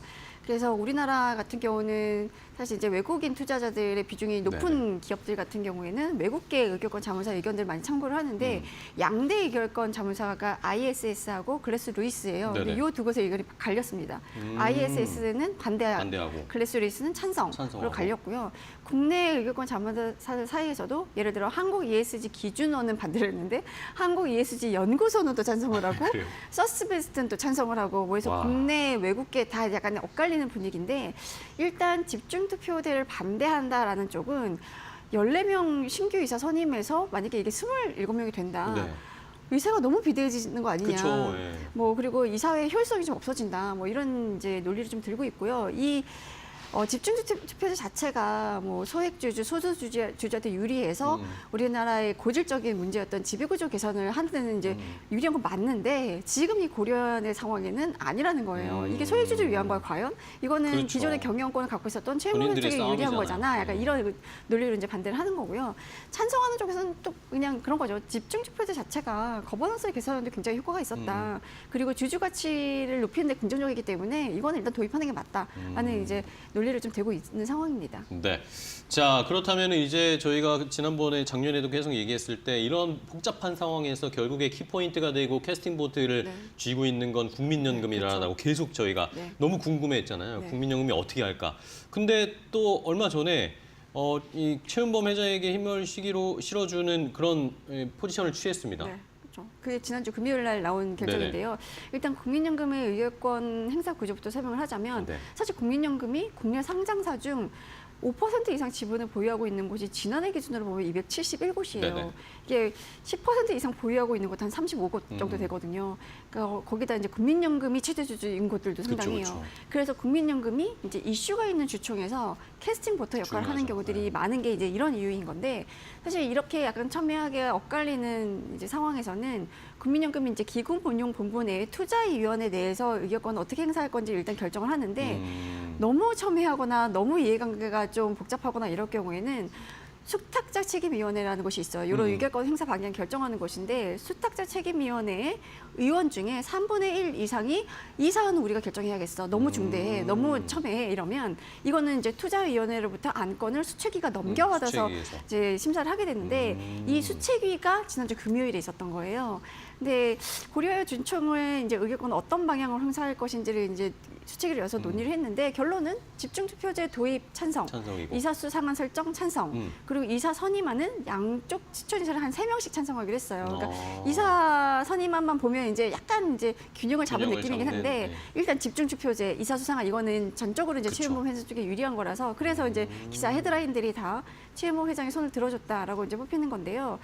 국민연금이 사실 2020년부터 한 작년까지 한 5년간을 놓고 보면 네. 집중투표제 도입 안건은 모두 찬성표를 던졌어요. 아, 그랬어요? 그러니까 이거 자체가 소액주주의 권리를 보호하는 제도라는 판단 때문인지 그냥 다 찬성을 던졌기 때문에 시장에서는 워낙 예민한 이슈라서 뭐 중립을 지키지 않겠냐, 뭐 기권하지 않겠냐라는 그러게요. 좀 예측도 있었는데 뭐 결국 이제 찬성하는 쪽으로 의결권을 행사하기로 했습니다. 그렇습니다. 겉으로는 표면적으로는 어쨌든 균형을 잡으려고 하고 주주 친화적인 소액주주들을 위한 결정을 내렸지만 그걸 속내를 들여다보면 결국에 고려아연 쪽에 최은범 회장 쪽에 조금 더 무게를 실어준 것인데 근데 저는 얼마 전에 또 국민연금이 근데 고려아연 지분을 어느 정도 좀 팔았더라고요. 그렇죠. 그 이슈 뉴스를 봤을 때는 순간 저는 그러면 국민연금이 고려아연 돌아섰나? 약간 이런 생각도 했었는데 그럴 수 있죠. 그런데 또 이거 의결권 행사 방향이 어떻게 될지를 살펴봐야 될 것 같습니다. 그렇죠. 금융은 5% 이상 지분을 갖고 있는 주주였기 때문에 이제 지분 변동이 있으면 일정 기간이 지난 다음에 그렇죠. 공시를 해야 되는 공시를 해야 의무가 되니까. 있잖아요.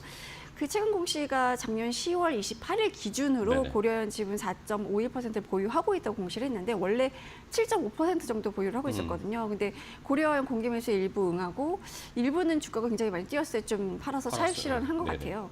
그래서 영풍과 MBK 연합 지분이 지금 이제 명실적으로 보면 40.97%고 네. 최은범 회장 측 지분은 이제 뭐 후보 지분들이 실제로 최은범 회장 측을 편을 들어줄 거냐 이게 명확하지 않기 때문에 대략 이제 시장에서는 34% 안팎으로 보고 있긴 한데 네. 여기서 이제 의결권 행사하지 못한 자사주가 있잖아요. 자사주 이제 매입해서 소각하겠다고 한 자사주도 그렇죠. 있고 기존에 갖고 있는 자사주도 있는데 이 자사주를 제외하고 빼면? 의결권 있는 이제 주식만 갖고 네. 비교를 해보면 영풍과 MBK가 한 46.7% 그리고 최 회장 측이 한 40% 정도 갖게 되고요. 국민연금이 보유하고 있는 4.51%도 대략 한 5% 정도의 의결권 행사 효과가 이제 나타나는 거예요. 그러면 합치면 이게 꽤 되죠. 추박빙이네요. 그렇죠. 그러니까 네. 이게 최은범 회장 측이 40% 정도면 국민연금 표 합하면 이제 45% 45 정도고 정도 되고. 여기 이제 외국계 주주들이 그쵸, 있기 그쵸. 때문에 아. 이런 것까지 고민을 하면 좀 해외 기관 투자자들 그리고 이제 소액 주주들 표심이 어디로 갈 것이냐에 따라서 그렇네요. 결과가 좀 달라지지 않을까 예측 불허 박빙인 상황이긴 그렇습니다. 합니다. 이러니까 고려현 측에서는 이런 소액주주들의 약간 이 표결에서 좀 본인 쪽으로 올 거라고 생각을 하고 약간 이런 식으로 드라이브를 걸고 있는 것 같은데 자 그러면은 해외 연기금들도 또 입장이 다르더라고요. 해외 연기금들도 고려현 집중 투표제에 대해서 어떤 의견을 가지고 있는 건가요? 일단 국민연금은 최 회장 편을 들었다면 지금 이제 나오는 뉴스들에서 해외 연기금들은 지금 다 MBK 편을 좀 들고 있는데 미국의 1위 연기금이 캘리포니아 공무원 연금, 캘리포니아 교직원 연금이에요. 요 두 곳은 일단 반대했고 노르웨이 그 펀드가 사실 세계 최대 연기금이거든요. 네. 여기도 집중투표제 이사주 상한에 반대 의사를 표했고 MBK와 영풍이 추천한 이사 후보 14명 전원에서 찬성표를 던졌어요. 그러니까 국민연금 그래도 3명 골고루 이제 찬성한다라고 했는데 여기는 완전히 확실하네요, 그냥. MBK 편을 들어준 거고 고려현 측 추천 후보에서는 전원에 대해서 반대를 했거든요. 그리고 이제 그러니까 뭐 노르웨이 그러니까 노르웨이는 왜 MBK 쪽을 편드는 건가요? 이제 설명을 좀 들어보면 주주들에 대한 책임을 지는 이사회를 구성해야 된다라는 네네. 입장인 거예요. 그러니까 그동안에 고려 아연의 이사회 구성을 보면 다 최 회장 편이었고 그 최 회장을 비롯한 이 현재 경영진 그리고 이사회가 과연 재무적으로 전략적으로 경영을 잘했냐. 이제 노르웨이 연기금 보기에는 아니라는 거예요. 거기에는 뭐 사실 그동안에 이제 투자해서 손실을 본 거, 그리고 뭐 본업과 상관없는 투자를 한 거, 그 투자를 할 때 수신비 자체를 거치지 않은 거에 대해서 아마 MBK 쪽이 노르웨이 연기금을 굉장히 이제 설득력 있게 설명을 좀 하긴 했겠죠. 그리고 리스크 관리라든가 주주에 대한 대우도 만족스럽지 못했다라고 평가를 했으니까 이건 MBK 쪽의 설명에 굉장히 귀를 많이 이제 기울이고 있는 거 아닌가 하는 생각이 좀 들긴 해요. 그렇습니다. 자, 이렇게 되니까 일단은 표면적으로 가지고 있는 이 지분 싸움이 굉장히 박빙인 상황이고 소액주주나 이런 해외 연기금 쪽에서의 금액도 지분도 이제 그거에 따라서 뒤집힐 수 있는 정말 시속 게임 펼쳐지는데 자, 이러면서 뭐 작년부터 계속해서 지금 여론전 서로 막 비난하고 이런 상황은 계속되고 있습니다. 맞아요. 네. 이게 원래 처음부터 사실은 정치권에서 이슈가 먼저 됐었고 정치권에 대한 로비가 상당했었잖아요. 뭐 국가기관 산업이고 이게 사모펀드 넘어갔을 때 부작용 이런 것들에 대해서도 고려현이 굉장히 열심히 이제 로비를 했었는데 워낙 여론이 중요해진 싸움이라 그런지 뭐 보도자료도 제가 기자 생활하면서 봤던 사모펀드가 낸 보도자료는 역대 최대였던 것 같아요. 근데 이 고려현이 사실 온라인상에서 회사 경영진 비방 댓글 이런 것들이 너무 많다. 그리고 허위 사실 유포하는 뭐 일당들이 좀 있으니 수사해 달라라고 서울경제청 의뢰를 하기도 했었고 고려 아연에 대해서 적대적 예배를 시도하고 있는 이런 세력과 연관성, 그러니까 사주한 거 아니냐, 뭐 이런 이제 의심도 좀 하고 있고요. 반대로 MBK 파트너스 측에서도 작년 9월부터 뭐 언론 보도라든가 이제 우리가 종토방이라고 불리는 종목 토론 게시판 이런데 MBK에서 굉장히 부정적이고 사실이 아닌 내용으로 이제 댓글이 달거나 뭐 이제 보도도 되고 있고 이런데 이게 뭔가 이제 고려아연의 최 회장 측에서 또 사주한 게 아니냐라는 합리적인 의심을 하고 있고요. 그걸 관계 당국에 수사 의뢰한 바가 있기도 하거든요. 네네. 그리고 지금 이제 그 금감원, 그러니까 그 금융 당국의 수사에도 굉장히 촉각을 기울이고 있는데 고려현 그러니까 고려아연이 이제 2조 5천억 원 규모의 유상증자를 발표한 거에 대해서 금감원이 이거 자본시장 위반이다. 그래서 검찰로 이첩을 했잖아요. 이건 이제 팩트인 거고 그 뒤로 보도들이 좀 뭐 예를 들어 MBK가 고려아연의 미공개 뭐 컨설팅 정보를 넘겨받은 뒤에 이거를 적대적 인수합병에 활용했다라는 걸로 검찰에 또 금감원이 이첩했다라는 보도들이 나왔는데 네네네. 금감원이 이건 아니라고 아. 사실 무근이라고 얘기를 하고 사실 무근이라고 이제 확인이 되니까 MBK는 또 사실 무근이라고 확인해 줬다라고 또 기자들한테 막 이제 돌리고 약간 네. 이런 아이고. 식의 이제 서로 이제 여론전이 좀 있었는데 이게 사실 경영권 분쟁이 빨리 끝나야 고려아연도 굉장히 이제 좋은 기업인데 그렇죠. 기업의 경영활동 이런 것들이 정상적으로 이루어질 거잖아요. 근데 지금 이제 23일 임시총회 어느 한쪽이 이긴다고 해도 이게 깔끔하게 끝날 것 같지 않은 거예요. 그러게요. 고려아연 최은범 회장이 이긴다고 해도 최대 주주는 지금 영풍 MBK니까 계속 이제 또 다른 시도를 할 또 다른 거고 뭔가 있겠죠. 만약에 영풍 MBK가 이긴다고 해도 최은범 회장 쪽에서 쉽게 포기할 거냐. 그리고 여기도 상당한 지분을 갖고 있기 때문에 이 분쟁 상황 자체가 굉장히 장기화하면서 그 사이에 이 고려아연의 경쟁력이 좀 약화하지 않을까라는 그러게요. 좀 우려가 되기는 합니다. 네, 알겠습니다. 자, 고려아연 오늘 뭐 이런 또 이슈가 나오면서 장 초반에는 뭐 8%, 9% 막 뛰다가 지금은 4.5% 정도 상승세 나타내고 있는데 일단은 23일 날 주총이 중요하겠고 그 전에 이제 집중 투표제 방식 요 가처분 신청이 결과가 어떻게 나오는지 요거를 한번 저희도 계속 체크를 해드릴 테니까 요거 추이 경영권 분쟁 어쨌든 좀 잘 마무리가 됐으면 좋겠는데 계속해서 올해도 이 이슈는 이어질 것으로 보입니다. 자, 오늘 권세현 센터장과 함께 자세하게 또 고려아연, 영풍 MBK 경영권 문쟁 다뤄봤습니다. 오늘 좋은 분석, 인사이트 주셔서 감사하고 다음 시간에 또 뵙도록 하겠습니다. 고생 많으셨습니다. 네, 감사합니다. 고맙습니다. 네.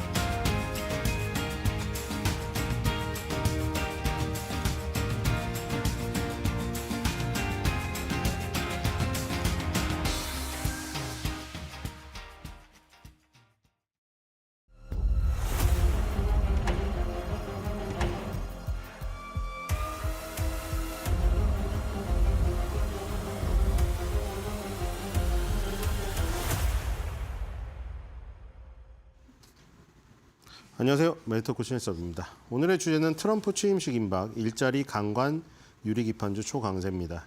자, 여러분들 5일밖에 안 남았어요. 이제 6일 연휴기 때문에 저기도 있어 하필이면은 금리 결정도 있잖아요. 미국에. 이게 사실 이게 이렇게 오래 쉬는 게 좋나 싶어요. 사실 주식하시는 분들은 그쵸. 주식하시는 분들 정말 막 그 한때 여기 빠져버리면은 1시간이라도 더 하고 싶잖아요. 그렇죠? 원래 그게 병인데 1시간이라도 더 하고 싶은데 6일이 빠져버리니까 손이 근질근질하실 수도 있어요. 매매 자주 하시는 분들은.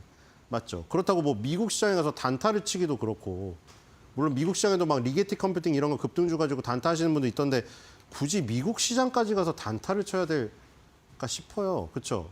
한국 시장이야 단타 안 치면은 솔직히 그렇죠?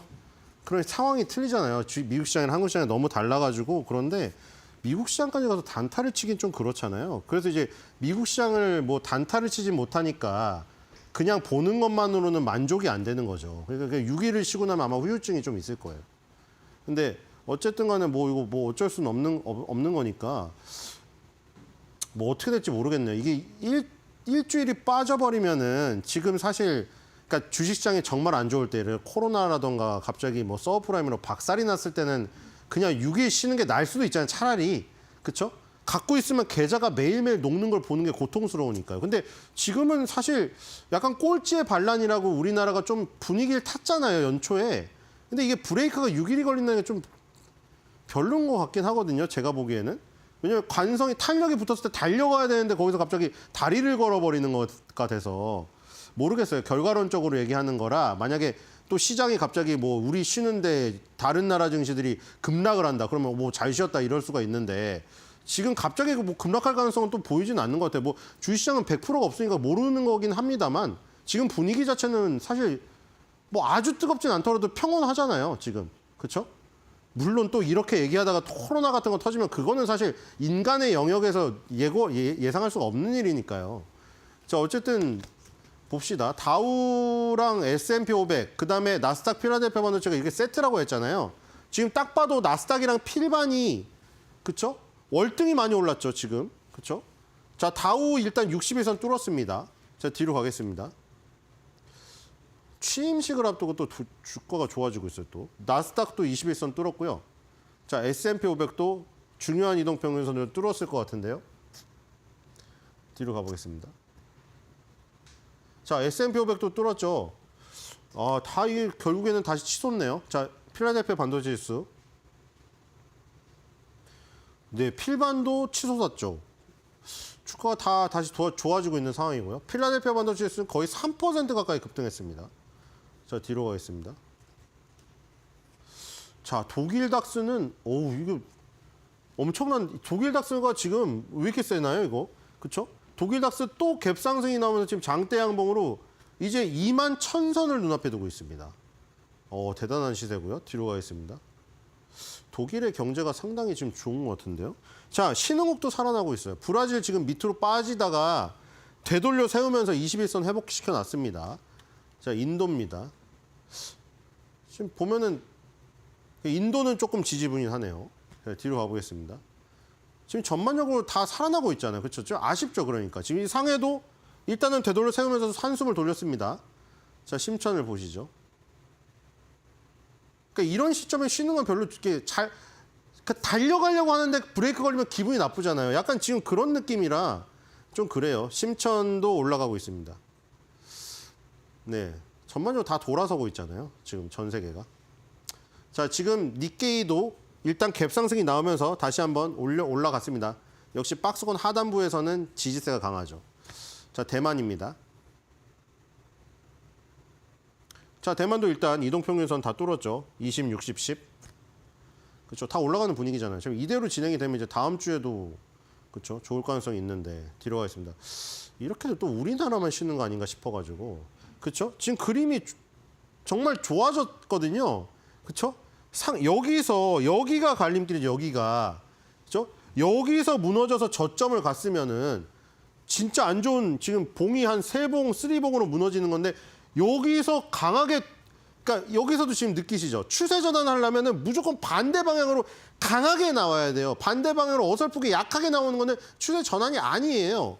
자, 이게 추세 전환이 일어날 정도로 강하게 올려친 다음에 지금 이동평균선 밑에 깔고 지금 올리고 있잖아요. 지금 상당히 지금 그림이 좋게 바뀌었거든요. 자, 코스닥도 보겠습니다. 그러니까 여기서 쉬어버리면은 또 때를 놓치는 좀 아쉽죠. 자, 코스닥도 지금 마찬가지고요. 여기서 이제 전 세계 증시가 되돌아서면서 그 같이 분위기를 함께 하면서 1월 달을 밀어붙여야 되는데 한 주가 빠지니까 좀 아쉽습니다. 뒤로 가겠습니다. 자, 역시 원달러 환율이 지금 무너졌기 때문에 21선이 붕괴시켰죠. 이것 때문에 지금 코스피 코스닥 차트가 좋은 겁니다. 자, 뒤로 가겠습니다. 자, WTI도 지금 꺾이고 있고요, 이제. 자, 뒤로 가겠습니다.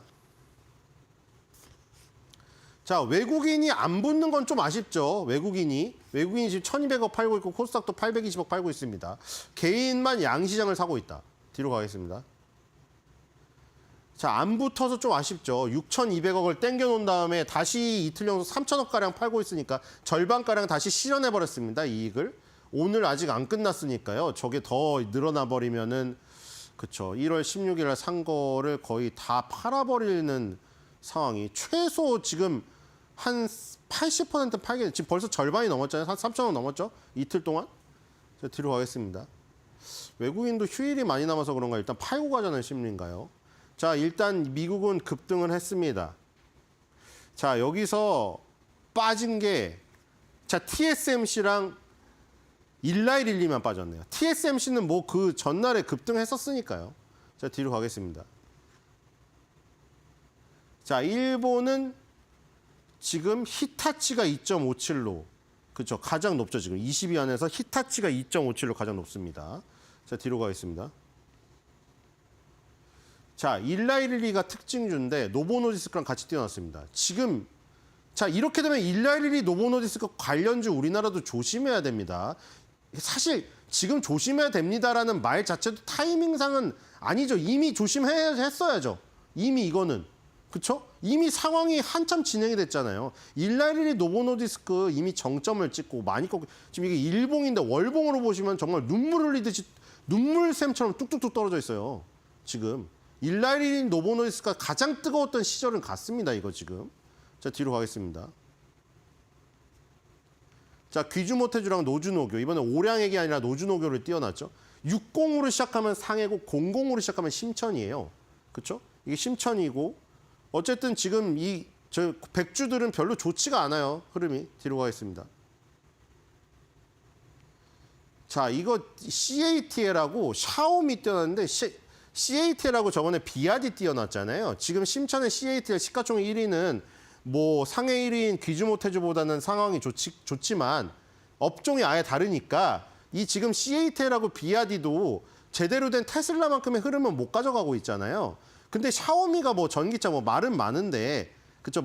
언론에서 보셨죠? 뭐 전기차, 자율주행차 나왔는데 뭐 삐까뻔쩍하게 막 예쁜 색깔의 디자인은 나왔는데 뭐 자율주행 하다가 어디 갔다 박아서 뭐 다 부서졌느니 뭐 탈출을 못하느니 뭐 얘긴 나오는데 중요한 거는 샤오미가 원래 무슨 전자사전, 무슨 저기 전화기 이런 거 만들다가 전기차로 확장했다는 거죠. 근데 이 샤오미가 이거는 지금 홍콩이거든요. 01810, 5자리는 홍콩이에요.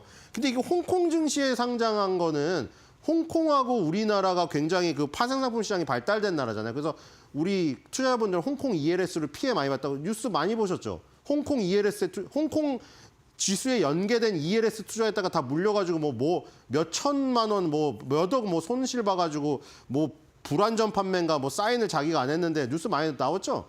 뭐 증권사 직원이 뭐 대리 사인하고 뭐 걸리고 막 이런 거 많이 보셨잖아요. 그래서 홍콩 지수가 올라야지만 그 ELS가 겨우 살아나는데 뭐 위기다. 어쨌든 홍콩 지수가 찍고 살아나는데 이게 홍콩 증시에 있거든요.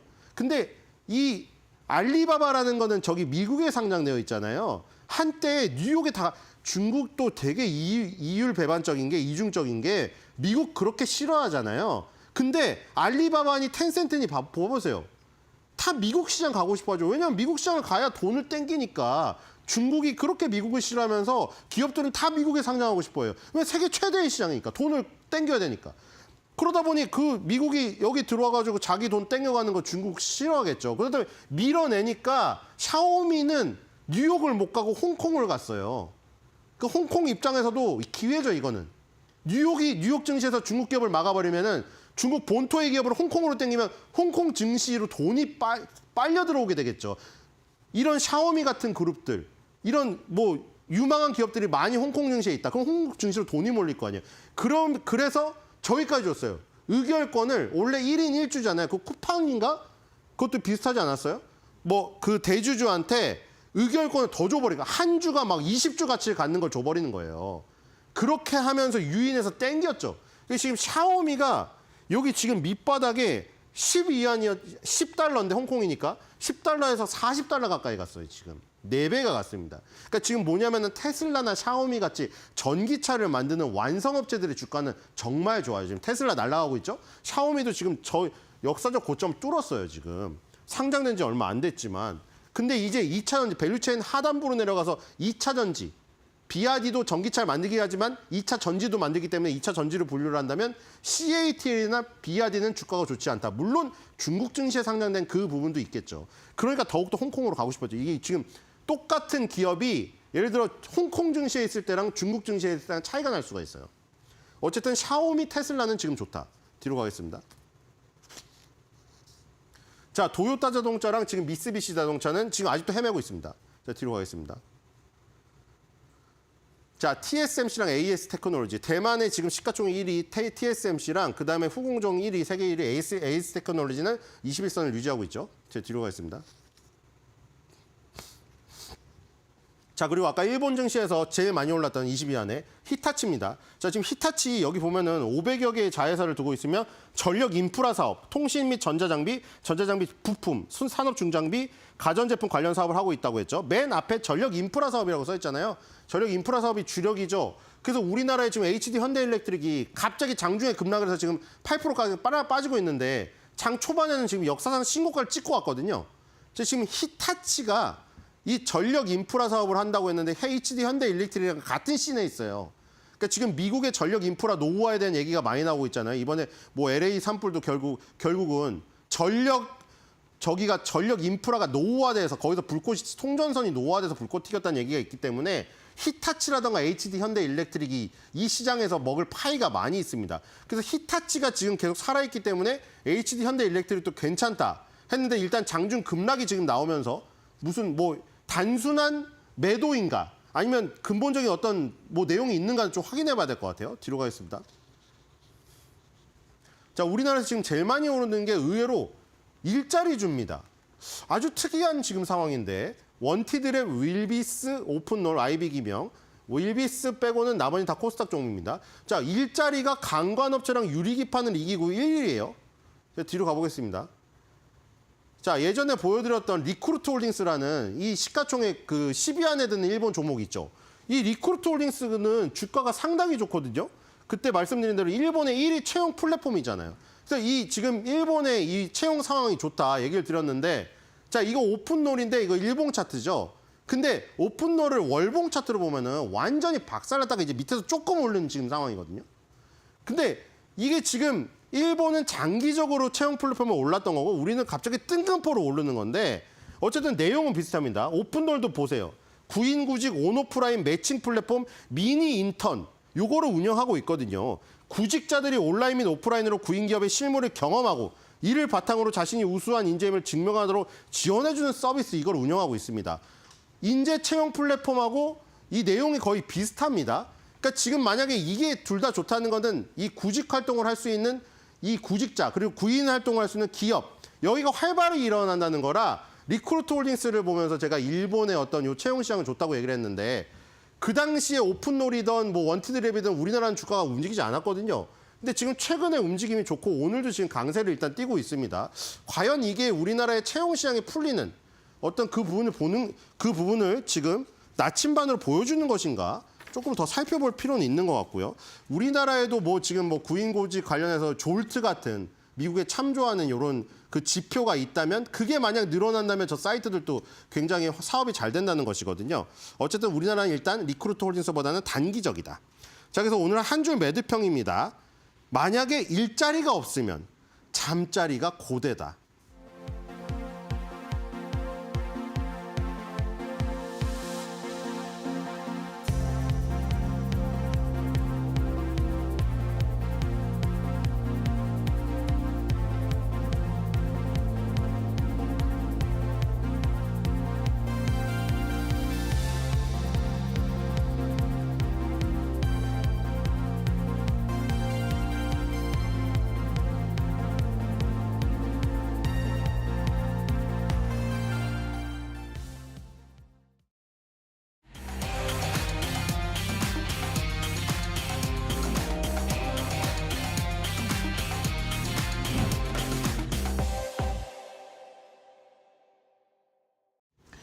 대담한 대담 시작을 해보도록 하겠습니다. 오늘은 특별히 특정 기업을 좀 얘기를 할 텐데요. 파두입니다.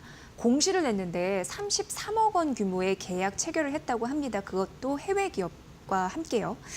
공시 내용에 대한 팩트 체크를 해보려고 하는데 제 옆에 타키온 뉴스 조호진 대표와 함께 알아보도록 하겠습니다. 어서 오십시오. 예, 안녕하세요. 네. 자, 파두가 그 해외 낸드 플래시 기업이네요. 여기와 33억 원 규모의 계약을 체결했다라고 공시를 했는데 계약 규모를 보니까 2023년 그 매출 대비해서 한 15% 정도 됩니다. 예. 이 공시 어떻게 보셨습니까, 예. 대표님? 예. 그러니까 우리가 보통 이런 수주 공시를 할 때 일정에서 매출의 일정 이상이 넘으면 수주 공시를 이제 강제로 해야 되는 이제 공시가 있고, 혹은 이제 그 정도 아니지만 회사 입장에서 이제 주주들의 어떤 이해와 시장 소통을 위해서 공시하기도 합니다. 예. 이때 이런 수주 내용 공시를 보실 때 중요한 점 무엇이냐면은 해당 그 기업의 수주액이 몇 년에 걸쳐서 이제 수주하는지 이게 중요합니다. 뭐 예를 들면 뭐 한 1,000억 원 정도 이제 수주를 했다. 근데 이게 30년에 걸쳐서 이제 납품한다 그러면 뭐 사실상 연간 단위로 환산하면 한 3억 정도로 되기 때문에 그래서 이제 연간 단위로 이게 얼마나 되는지가 중요하고 그다음에 반드시 수주 공시를 낼 때는 가까운 연도, 가까운 회계연도, 올해가 25년도니까 아직 24년도 회계연도가 안 끝났죠. 그러니까 24년도 회계연도 끝났지만 재무제표 작성이 안 됐기 때문에 가까운 회계연도 기준에서 몇 %에 해당하는지 공시하도록 되어 있습니다. 그래서 이번에 파도 같은 경우는 이제 가까운 회계연도 끝난 게 23년도니까 23년 기준에서 얼마만큼 됐다라고 이제 공시를 하게 되어 있습니다. 그래서 15% 정도의 공시 수주액이니까 작지 않다는 의미에서도 중요하고 두 번째는 이제 그 파도에 대해서 아시는 분도 계시겠지만 파도가 처음에 상장을 할 때 엄청난 이제 그 주목을 받으면서 기대를 받고 상장을 했습니다. 기대를 받고 상장을 했는데 기대를 받은 이유는 지금 화면에 보이신 대로 파도의 이제 주 비즈니스가 SS 기업 컨트롤러 공급을 갖다가 컨트롤러를 이제 생산하는 곳인데 이 컨트롤러가 이제 사실은 이제 그 삼성전자가 그 SSD를 갖다 낸드 플래시를 갖다가 메모리를 쓸 수 있다라고 이제 처음 착안을 해서 산업화시킨 첫 번째 회사이고요. 그러다 보니까 다른 디램 기업 예를 들면 마이크론이라든지 하이닉스라든지 이런 기업들도 그러면 낸드 플래시 우리도 갖고 한번 만들어보자 그래가지고 지금 현재 그 디램 시장처럼 현재 아까 말씀드린 이 기업이 세계 상강을 이루고 있습니다. 그런데 삼성전자는 처음에 이제 이 낸드 플래시를 메모리로 만들어야겠다는 아이디어를 갖고 있으면 동시에 또 무엇을 했냐면은 낸드 플래시에서 중요한 컨트롤러를 자체 기술을 갖고 있어요. 근데 하이닉스는 자체 기술이 없어요. 그러다 보니까 이 파두가 처음에 주목받았던 이유가 파두가 이 하이닉스랑 밀접한 관계에 있다. 그러니까 그 기업의 회사를 제품을 납품하기도 하고 또 다른 건 이제 파두의 전 임원이 그 최태원 회장, 삼성 SK그룹의 최태원 회장의 이제 장녀랑 이제 결혼했다는 사실도 알려지면서 시장에서 아니 그러면 삼성전자는 어차피 낸드 플래시의 컨트롤러를 갖다가 독자적으로 이제 개발해 놨으니까 하이닉스는 없는데 하이닉스의 파두가 납품을 한다 그러고 그다음에 아까 말씀드린 파두의 전 임원과 SK 회장과의 밀접한 관계가 있으니까 시장에서 큰 주목을 받았어요. 주목을 받았음에도 불구하고 사실은 처음에 그 기업 신고서를 낼 때 기준보다 파두의 어떤 매출액이 너무 안 좋아가지고 파두가 계속 주가가 떨어졌어요. 그래가지고 뭐 심지어 그 파두랑 관련됐던 주간 증권사 파두 임원들이 뭐 금감원의 조사를 받은 수모도 겪기도 했습니다. 그래서 실제 파두가 실체가 있는 회사냐 없는 회사냐는 관점에서 논란이 있었기 때문에 이번에 파두가 이제 지난주 금요일에 이제 장 마감 이후에서 아까 말씀드린 15% 정도의 해외에다가 우리 납품하게 됐다. 이런 것을 사실은 파두가 실체가 있다. 이런 점에서 중요한 공시다. 볼 수가 있기 때문에 제가 오늘 가지고 나왔습니다. 네, 오늘 확실한 이해를 위해서 지금 대표님이 쭉 전반적으로 말씀해 주신 걸 이제 쪼개서 좀 설명을 해드리도록 하겠습니다. 최근 그래도 수주에 의미 있는 이 수주 공시잖아요. 그 해외 기업이 바로 해외 낸드 플래시 기업이다라고 하는데 저희가 대표님 그 설명하실 때 자막으로 지속적으로 나왔었어요. 그 ESSD의 근간에 해당하는 게 낸드 플래시라고 그래서 그 기업과 계약을 맺은 거라서 좀 기본 설명을 좀 부탁드리겠습니다. 이게 그러니까 뭔지. 우리가 통상 이제 그 한 2년 정도 우리나라 주식시장 관통했던 게 HBM, 그 디램인데 디램은 사실 모든 이제 반도체 메모리의 기본입니다. 근데 기본인데 이 디램의 가장 큰 취약점이 뭐냐면 데이터를 갖다 저장했는데 전기를 끊으면 데이터가 유실이 돼요. 그러니까 쉽게 생각을 하시면은 우리가 휴대폰에다가 주소를 갖다 전화번호 주소를 갖다가 다 저장해놨는데 휴대폰을 갖다 꺼버릴 수가 있죠. 배터리 다 된 방전이 되면 끝나잖아요. 휘발되는 거. 그럼 모든 주소를 날아간다. 그래서 휴대폰에다가 그 저장 장치로는 디램은 맞지 않고 비록 저장 디램보다는 단점이 있긴 하지만은 좀 가격이 비쌉니다. 단점이 비싸긴 하지만은 저장 장치로 휴대폰에 전원이 끊어도 예를 들면 그 데스크탑에 전원이 끊어져도 다시 데이터가 유출되지 않는 그것이 이제 플래시입니다. 그래서 플래시를 갖다가 메모리로 이제 전환하겠다는 첫 번째 아이디어를 이제 삼성전자 냈는데 아까 말씀드린 디램의 나머지 기업 마이크론과 하이닉스 역시 그럼 우리도 같이 할 수 있겠다 그래가지고 뛰어들어가지고 시장을 키웠습니다. 그래서 이런 그 플래시의 기반의 SSD다 이해하시면 되겠고 근데 또 하나 특징이 뭐냐면 그러면 이제 메모리라는 거는 일종의 이제 큰 도서관으로 비유한다면 예를 들면 도서관의 장서가 한 1억 권 돼요. 이력권 내니까 너무 기쁘죠. 나 이렇게 큰 도서관이 있다. 그래서 도서관에 가서 이용할 수 있겠다라고 생각을 했는데 문제는 무엇이냐면 내가 찾고자 하는 도서관의 도서가 어디든지 찾아주는 사서가 있어야 되죠. 네. 사서가 있어야 되는데 사서에 해당하는 게 컨트롤러입니다. 그래서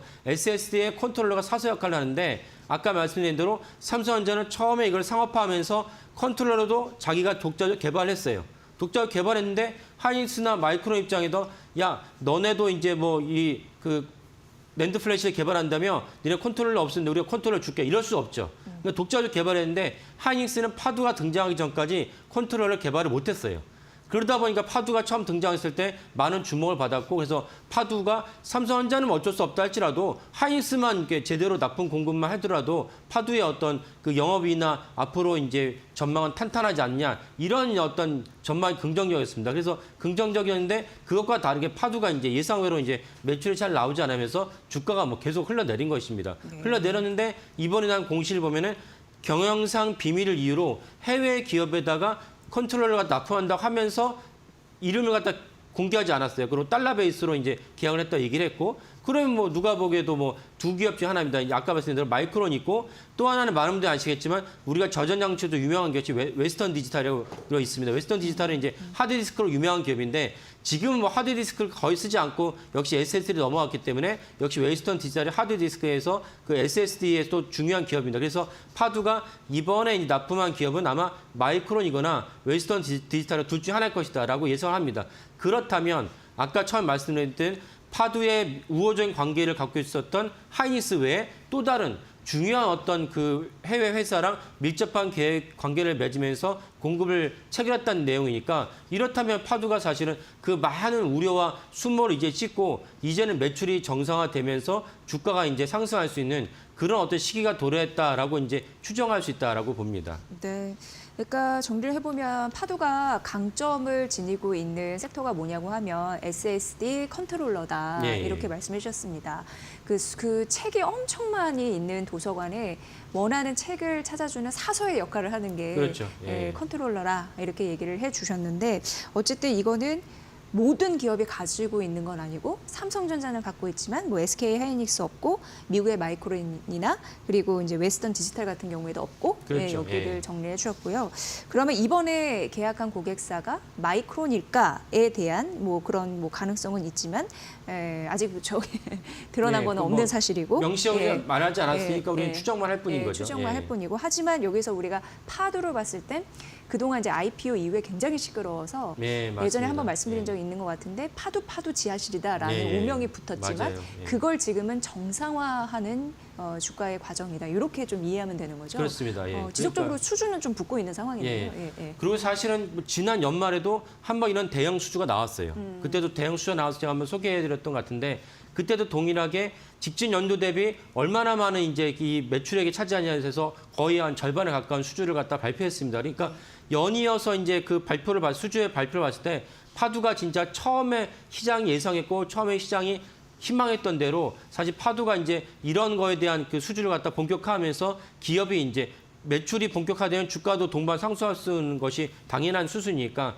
이런 맥락에서 파두를 우리가 중요하게 보는데 그래서 지금 화면을 보시는 대로 12월 대규모 수주를 한번 했고 이번에 그 지난주 금요일에 파두가 또 다른 15%의 수주를 했으니까 일단은 파두가 실체가 있는 회사다. 왜냐면 아까 처음에 말씀대로 처음에 상장할 때 너무나 많은 기대에 못 묻혀가지고 파두가 실체가 없다 이런 소문까지 돌았어요. 그러다 보니까 파두가 실체가 있고 이 실체를 기반으로 해서 매출이 발생하고 매출이 발생해서 주가도 연쇄적으로 올라갈 수 있다. 이런 맥락에서 파두를 보시면은 예전에 있었던 이 회사 들여다보기도 싫어. 예.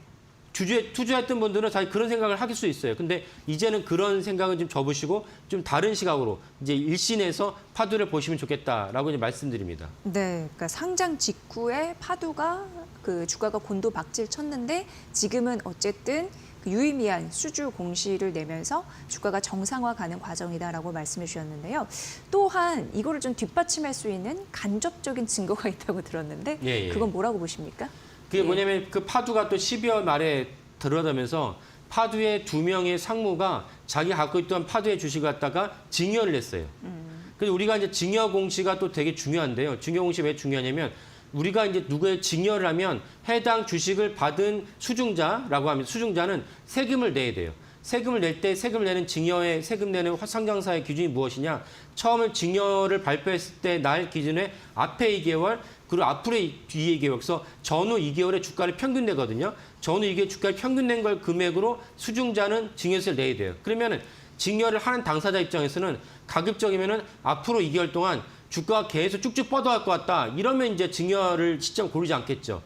혹은 지난 2개월 동안 주가가 계속 올라가고 있었어. 이런 시점도 증여 날짜 고르지 않습니다. 그래서 대부분 어떤 날 고르냐? 주가가 횡보하거나 아니면 조금 더 내려가거나 요 기간 동안 아마 내려갈 수밖에 없어. 앞으로 2개월 동안. 그럼 바꿔 얘기하면 뭐냐면 증여를 발표한 날 이후에 2개월 정도는 정정 그 주가 크게 상승할 것 같지 않지만 2개월이 지나면은 주가 상승할 가능성이 있다라고 보는 것입니다. 그러니까 아까 말씀드린 파두의 2명의 입원이 거의 한 2명 합쳐가지고 30억 정도, 적지 않은 금액이죠. 30억 정도를 증여를 했는데 이분들 봤을 때는 앞으로 2개월 정도, 그러면 이제 12월 말에 증여를 했으니까 올해 2월까지는 사실 파두가 그렇게 주가가 안 올라가지 않겠지만 2월이 지나고 3월부터는 주가가 올라갈 가능성이 높다라고 본인들이 판단했다. 그래서 우리는 간접적으로 증여 공시를 활용해서 우리가 주식 투자의 수익률을 올리는 이제 도구를 삼습니다. 그래서 아까 처음 말씀드린 파두가 17일 날 금요일 날 이제 중요한 수중 공시 하나 냈고 두 번째 12월 말에 임원들이 그 중요한 그 중요 수중 공시를 냈으니까 이걸 복합적으로 봤을 때 그러면 어쩌면 한 2월 말부터는 오늘이 벌써 이제 1월 20일이고 그다음에 이번 주 지나가면 다음 주는 뭐 설 연휴로 한 주가 다 없어지기 때문에 2월 말 중순이나 2월부터는 파두가 주가가 올라갈 수 있는 또 다른 뭔가 있지 않을까라고 우리가 간접적으로 이제 받아들인 다음에 파두를 보시면 좋겠다라고 이제 말씀드립니다. 네, 그렇다면 현재 주가의 흐름이나 뭐 위치나 앞으로 정말 좀 긍정적일 수 있는지 이제 마지막 코멘트 들어보도록 하겠습니다. 예, 그래서 증여 수준공시 그렇게 보시면 좋고 그래서 파두에 대해서 이 기업 너무나 안 좋은 얘기를 많이 들었고 나 들여다보고 싶지 않아. 그리고 뭐 어쨌건 제가 설명드리긴 했지만은 반도체, 낸드 플래시, 뭐 컨트롤러 이런 것들이 용어가 사실 잘 귀에 안 들어오거든요. 그러니까 파두를 제외할 수 있지만은 이런 아까 말 증여 수준 공시 이거는 파두뿐만 아니라 저희 회사가 한번 99년도 그 전자 공시 시스템이 시작된 이후로 전수조사를 한번 해봤어요. 증여 수준 공시에 대해서. 그랬더니 정확하게 증여를 발표한 날이 주가의 거의 바닥이에요. 그러고 이제 턴오버를 한다는 것을 지난 99년도 이에 모든 전자 공시를 다 뒤졌더니 알고 됐던 일이거든요. 그렇다면 이번에 파두의 두 임원이 적지도 않은 금액을 갖다가 증여를 했고 아까 말씀드린 대로 이번에 15% 수주를 했다면 조만간 2월 달 중순을 접어들어서 파두에 또 다른 중요한 호재가 있지 않을까. 그 호재가 있으면 파두의 주가가 올라갈 가능성이 높다라고 이제 보는 것입니다. 지금 화면에 보이신 대로 파두가 이제 작년 한 9월쯤에 주가 올라갔었어요. 그때 이제 그 페이스북이랑 뭐 중요한 어떤 협업이 있을 것이다라고 이제 얘기가 나오면서 주가 올라갔다가 그리고 이제 뭐 우리나라 주가 마찬가지로 이제 흘러내렸는데 이 주가가 6개월 동안 좀 안 좋았는데 이젠 주가가 사실 반등할 여지가 높다. 이 주가가 이제 보여준 거죠. 거의 바닥에서 이제 두 임원이 이제 증여를 했거든요. 네. 이런 식으로 이제 바라보시면서 파두를 갖다 보시고 파두뿐만 아니라 다른 증여 수준 공시가 나올 때 이 회사가 앞으로 2개월 정도 지나면 뭔가 중요한 일이 있나 보다라고 판단하신 것은 아주 좋은 이제 자세이다 이렇게 말씀드리겠습니다. 네, 뭐 투자자 입장에서는 자신이 투자한 그런 기업이 실체가 없다고 하는 것만큼 황망한 게 없는데 그럼요. 어쨌든 예. 이번을 통해서 실체가 있다는 걸 확인시켜주는 과정이기 때문에 예. 앞으로 기대만큼 주가가 반등의 폭을 높일 수 있을지 보셔야 될 것 같습니다. 어찌됐건 파두가 이번에 33억 원 규모입니다. 기업용 SSD 컨트롤러 이 수주 공시 계약 체결했다라는 부분이고요. IPO 당시부터 시끌시끌했는데 올해가 그 명예 회복의 원년이 될 수 있을지 여러분들 함께 지켜보시면 도움이 되실 것 같습니다. 첫 스타트에 정말 관심이 모아지네요. 자, 오늘 대담한 대담 함께했고요. 조어진 타큐뉴스 대표의 분석으로 여러분 들으셨습니다. 잘 들었습니다. 고맙습니다. 예, 감사합니다.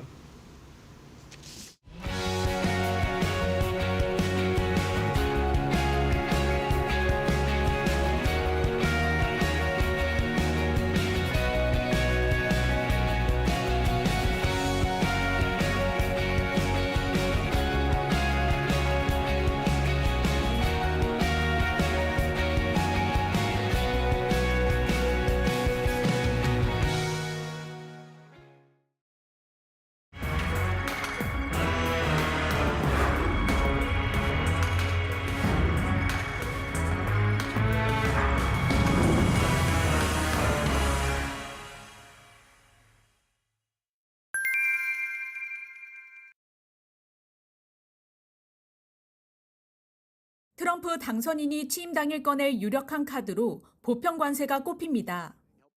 트럼프는 대선 당시 미국으로 수입되는 물품의 10에서 20%의 보편 관세 부과를 공약으로 내세웠고 당선 이후에도 거침없는 공세를 예고했습니다. 미국의 자국 보호 무역주의 기조가 강화되면 국내 수출 기업에 부정적인 영향을 미칠 거란 전망이 나옵니다. 반도체, 자동차, 석유화학, 2차 전지 이런 쪽 비중이 높아서 기본적으로 그쪽에 타격이 좀 클 거라고 예상은 되고요. 대놓고 우리는 일일 품목에 따라 할 거다라고 말은 안 할 것 같아요. 뒤에서는 자발적인 협상들을 좀 이끌어내려고 하는 게 아닌가 하는 생각이 드네요. 특히 대미 수출 의존도가 50%에 달하는 국내 자동차 산업에는 큰 타격이 예상됩니다. 현대자동차그룹은 트럼프 당선인 취임식에 100만 달러를 기부했는데 미국 내 투자를 요구하는 트럼프 행정부와 우호적 관계를 맺기 위한 행보로 풀이됩니다. 트럼프 취임 때 100만 달러의 어떤 기여금을 내면서 참여한다라는 것은 결국 트럼프 행정부의 우호적인 어떤 손짓에 대한 어떤 중요한 메시지라고 볼 수 있습니다. 트럼프의 또 다른 행정명령으로 인플레이션 감축법과 반도체 지원법도 거론됩니다. 보조금이 폐지되거나 축소되면 미국에 대규모 투자를 한 국내 기업들이 직격탄을 맞을 수 있습니다. 자동차나 특히 배터리 분야에서는 조금 타격이 있을 텐데 그동안 미국에 투자해 놓은 이런 부분에 대한 기여도 이런 것들을 어필하면서 조금 더 예외 조항을 어떤 이끌어내는 게 중요합니다. 전문가들은 수출 시장과 공급망을 다변화해 대외 불확실성을 낮춰야 한다고 조언합니다. 이데일리 TV 이지은입니다.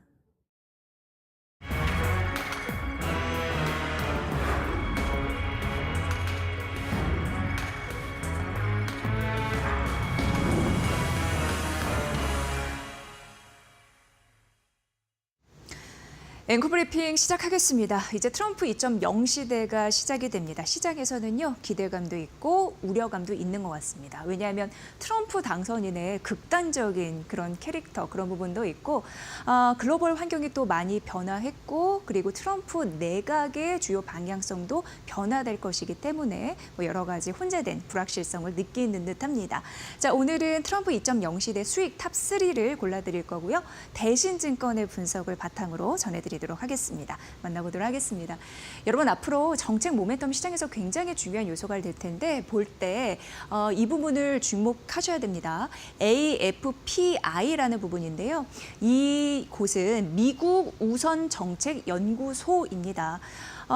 여기 이 이제 주요 인사, 내각 트럼프 2기의 주요 인사가 이렇게 배치됐다는 거 일단 보여드리고요. 이들이 누구냐면 트럼프 1기의 추종자들이다. 트럼프에 이렇게 생각하시면 되고 지금 최근 이쪽에서 나온 발언들이 정책 방향성에 있어서 굉장히 많이 회자가 됐었습니다. 그러니까 이들은 트럼프 1기 때부터 앞으로 트럼프 재집권을 위해서 여러 가지 공약이나 그리고 정책을 좌지우지하는 그런 판을 짠 이들이다. 이렇게 보시면 될 것 같습니다. 그래서 앞으로 뭐 큰 줄기가 있는데 AFPI의 주요 인사들이 내놓은 정책 방향성을 굉장히 주목해서 보시라라는 의미에서 일단 소개해드리도록 하겠습니다. 정책, 외교, 경제, 국방, 안보 굉장히 많은데 제가 3가지 포인트로 줄여왔습니다. 첫 번째 포인트 보도록 하겠습니다. 바로 이겁니다.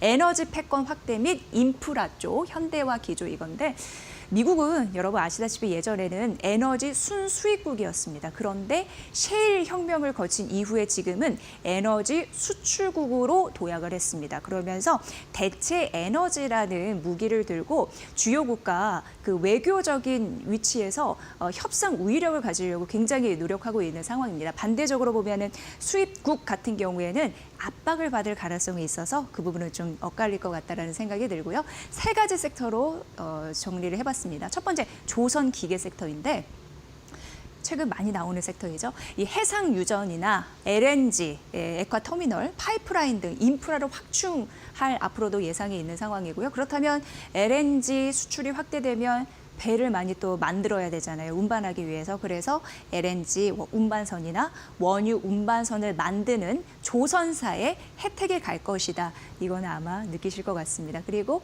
LNG 터미널을 건설해야 되잖아요. 그를 위해서 펌프, 밸브, 열 교환기 이런 쪽 기계 업종의 수혜를 가져갈 수 있는 그런 부분입니다. 두 번째는 석유화학, 정유 쪽도 수혜가 예상이 되는데요. 미국 쪽에서 에너지 수출을 강화하게 되면요. 아무래도 유가나 LNG, 원자재 가격은 떨어질 겁니다. 우리로서도 긍정적인 게 우리는 그동안 러시아, 중국의 의존도가 꽤 컸었는데 미국 쪽에서 아마 LNG, 그 에너지 같은 경우에를 안정적으로 공급해 준다면 우리는 당연히 러시아나 중동에 대한 의존도를 줄일 가능성이 있겠죠. 그렇기 때문에 석유화학 정유 업종 쪽에서는 공급되는 부분이 좀 다변화되기 때문에 원가 절감 효과를 누릴 수 있겠다. 이렇게 시나리오가 만들어집니다. 세 번째, 기계 유틸리티 섹터도 보셔야 되는데 최근에 우리나라와 웨스팅하우스의 지적재산권 그 분쟁이 마무리 국면에 있다라는 좋은 기사가 나오면서 마켓나우 2부에서도 말씀드렸지만 원자력 사업에 물꼬가 튀었다라는 이슈를 전해드렸습니다. 여기에서는 팀 코리아를 필두로 한 원전 관련 업종의 수혜를 받을 가능성이 있고요. 지금 마지막 줄도 굉장히 중요한데 에너지 인프라가 확충이 될 가능성이 굉장히 농후한 상황인데 지금 미국 쪽에서 전력기기 굉장히 노후화됐고 전력에 대한 쇼티지, 공급 부족 현상이 엄청 심각합니다. 그러면 우리나라 쪽에서 전력 장비 관련 기계 산업의 수혜를 받은데 신규 수주 받으면 그걸 가격으로 정가시킬 가능성이 높거든요.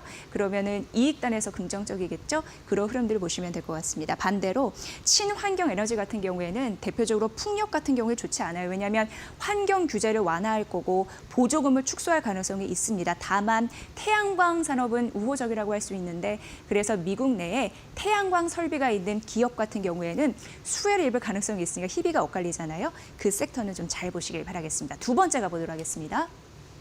두 번째는 바로 이겁니다. 지속적으로 말이 나올 섹터입니다. 대중국, 중국을 견제한다라는 이슈인데 조선 섹터에서는 함정, 잠수정, 특수선이 수혜를 입을 것으로 보이는데 해군을 증강할 것으로 보이잖아요. 그거 하나 있고 지금 미국 쪽에서는 조선과 철강업이 쇠락을 해서 트럼프가 계속 얘기를 하고 있습니다. 우리나라와 손을 잡아야 된다고. 조선업과 이 동맹국 이게 굉장히 중요하게 생각하고 있는 거고요. 그럼 경쟁국 같은 경우에는 독일이나 일본 생각할 수 있겠지만 우리가 더 유리하다고 합니다. 왜? 위치적인 면에서 산업 측면에서 유리하다고 하니까 우리가 이쪽에서 계속 먹을거리는 있겠다. 이렇게 표현할 수 있을 것 같고요. 방산 우주항공 같은 경우에는 지금 미국이 중국을 견제해야 되기 때문에 예전 같은 경우에는 전쟁이 많이 일어났던 중동과 동유럽에 힘을 쫙 줬다면 이걸 뺄 것으로 예상됩니다. 그리고 오히려 중국을 견제하기 위해서 인도 태평양에 힘을 더 줄 것으로 예상되는 바입니다. 그리고 지금 각 지역의 지정학적 불안감이 심해지고 있는데 군비를 증가할 것으로 예상되면서 우리나라 같은 경우에도 간접 수혜권에 있다. 이렇게 표현해 볼 수 있을 것 같습니다. 반도체 배터리 디스플레이 같은 경우에는요. 우리나라가 당연히 미국의 눈치를 좀 봐야 될 것으로 예상이 되고요. 트럼프와 시진핑 간의 빅딜 가능성에 대한 시나리오도 그리시는 분들이 있는데 아직은 불확실성이 있습니다. 참고해 보시고요. 철강 화학 같은 경우에는 중국 수출 비중이 높아서 좋지 않은 섹터이지만 한 가지 지금 우리 시장에 충분히 반영돼 있어서 시장에 줄 수 있는 충격은 좀 제한적이라고 판단되고 있는 상황입니다. 세 번째 가보도록 하겠습니다. 세 번째는 바로 규제 완화, 이쪽의 작은 정부 이 섹터인데 제약바이오 섹터입니다. 제약바이오는 빗장을 풀어줄 것으로 예상됨과 동시에 제네릭 의약품 활성화 이게 뭐냐면 만기가 된 오리지널 의약품을 대신하면서 조금 저렴한 제네릭 의약품의 문을 열어주겠다라는 건데 그럼 우리나라 입장에선 땡큐입니다. 바이오 시밀러, 수출 기업, 위탁 생산 개발 업체인 CDMO 이런 부분 기업이 긍정적이라고 하는 거고요. 생물보안법은 중국을 쳐내는 거잖아요. 그럼 우리나라에 반사 이익이 있을 수 있다. 이렇게 얘기를 해볼 수 있습니다. 그리고 항공우주, 수직적 재산권 인전 방안 제한. 이게 좀 어렵지만 수직적 재산권이라고 하는 건 우주, 그 하늘 말하는 겁니다. 그리고 지하 이런 걸 얘기하는 거고요. 미국은 현재 민간 기업 우주 산업 진출을 확대하고 있는 상황이고 당연히 관련 기자재 납품을 하는 그런 중소형 우리나라 얘기하는 건데요. 산업체의 기회가 있는데 우주이기 때문에 굉장히 차별화된 기술 경쟁력이 필요하다라는 첨언은 있으니까 참고를 해보시면 될 것 같습니다. 자, 그러면 세 가지 포인트 그리고 유망 업종을 살펴드리고 앞으로 트럼프 2.0 시대 우리가 어떤 시나리오를 그려볼 수 있는지 마지막으로 전해드리도록 하겠습니다. 이제 취임 첫날 곧 다가옵니다. 100건 이상의 행정명령을 계획할 것으로 예상이 되고 있는 상황이고요. 내각 구성 완료 이후에 본격적인 정책을 추진하는 데는 3개월에서 4개월이 걸릴 것으로 예상이 됩니다. 다만 이 정책이 가셔야 될 것은 올해 하반기에 예상하고 있어서 우리나라는 수출로 먹고 사는 기업이 많은데 그래서 이 정책이 본격적으로 가셔야 되는 데는 조금 시간은 필요하다라는 거 인지하시면 좋을 것 같습니다. 자, 트럼프 1기를 비춰보면 대중국 관세 부과는 18개월이 걸렸다고 합니다. 그런데 지금 IMF나 글로벌 IB나 여타 연구기관에서 지금 미국이 원하는 대로 관세를 때리면은 본인들이 고통을 받을 거 이렇게 예상하고 있습니다. 그래서 미국은 결국 이 관세를 일방적으로 때리기보다는 협상 카드로 활용할 가능성이 있다라는 것에 시장의 우려는 덜 해도 된다라는 얘기를 하고 있습니다. 취임 전에 관세 통상 정책의 불확실성이 고조가 되고 있어서 앞으로는 상반기에 불안 심리가 완화될 것으로 예상이 되고 있는데 그래서 많이 흔들렸던 섹터 같은 경우에는 반등할 가능성이 있고 최근 급등한 섹터는 매물 소화의 과정을 거치겠지만 그럼에도 불구하고 오를 가능성이 있다라는 긍정적인 전망을 제시했으니까 참고해 보시면 될 것 같습니다. 자, 트럼프 2.0 시대 이제 본격적으로 시작이 되는데요. 지혜로운 전략으로 수익을 잘 내는 저점 매수의 전략들 꼭 생각해 보시면 좋을 것 같습니다. 지금까지 앵커 브리핑 시간이었습니다. 자, 이제 트럼프가 다가오고 있습니다. 이 취임식을 앞두고 있는데 이제 아직까지 우리 시장은 오늘은 좀 쉬어가면서 방향성을 탐색할 것으로 보이고 내일 취임하고 나서 시장이 어떻게 반응하는지가 굉장히 중요할 것 같습니다. 네. 저희는 또 내일 오전에 트럼프가 취임하고 나서 더 자세한 정보를 가지고 찾아뵙도록 하겠습니다. 네, 시청해 주신 여러분 고맙습니다.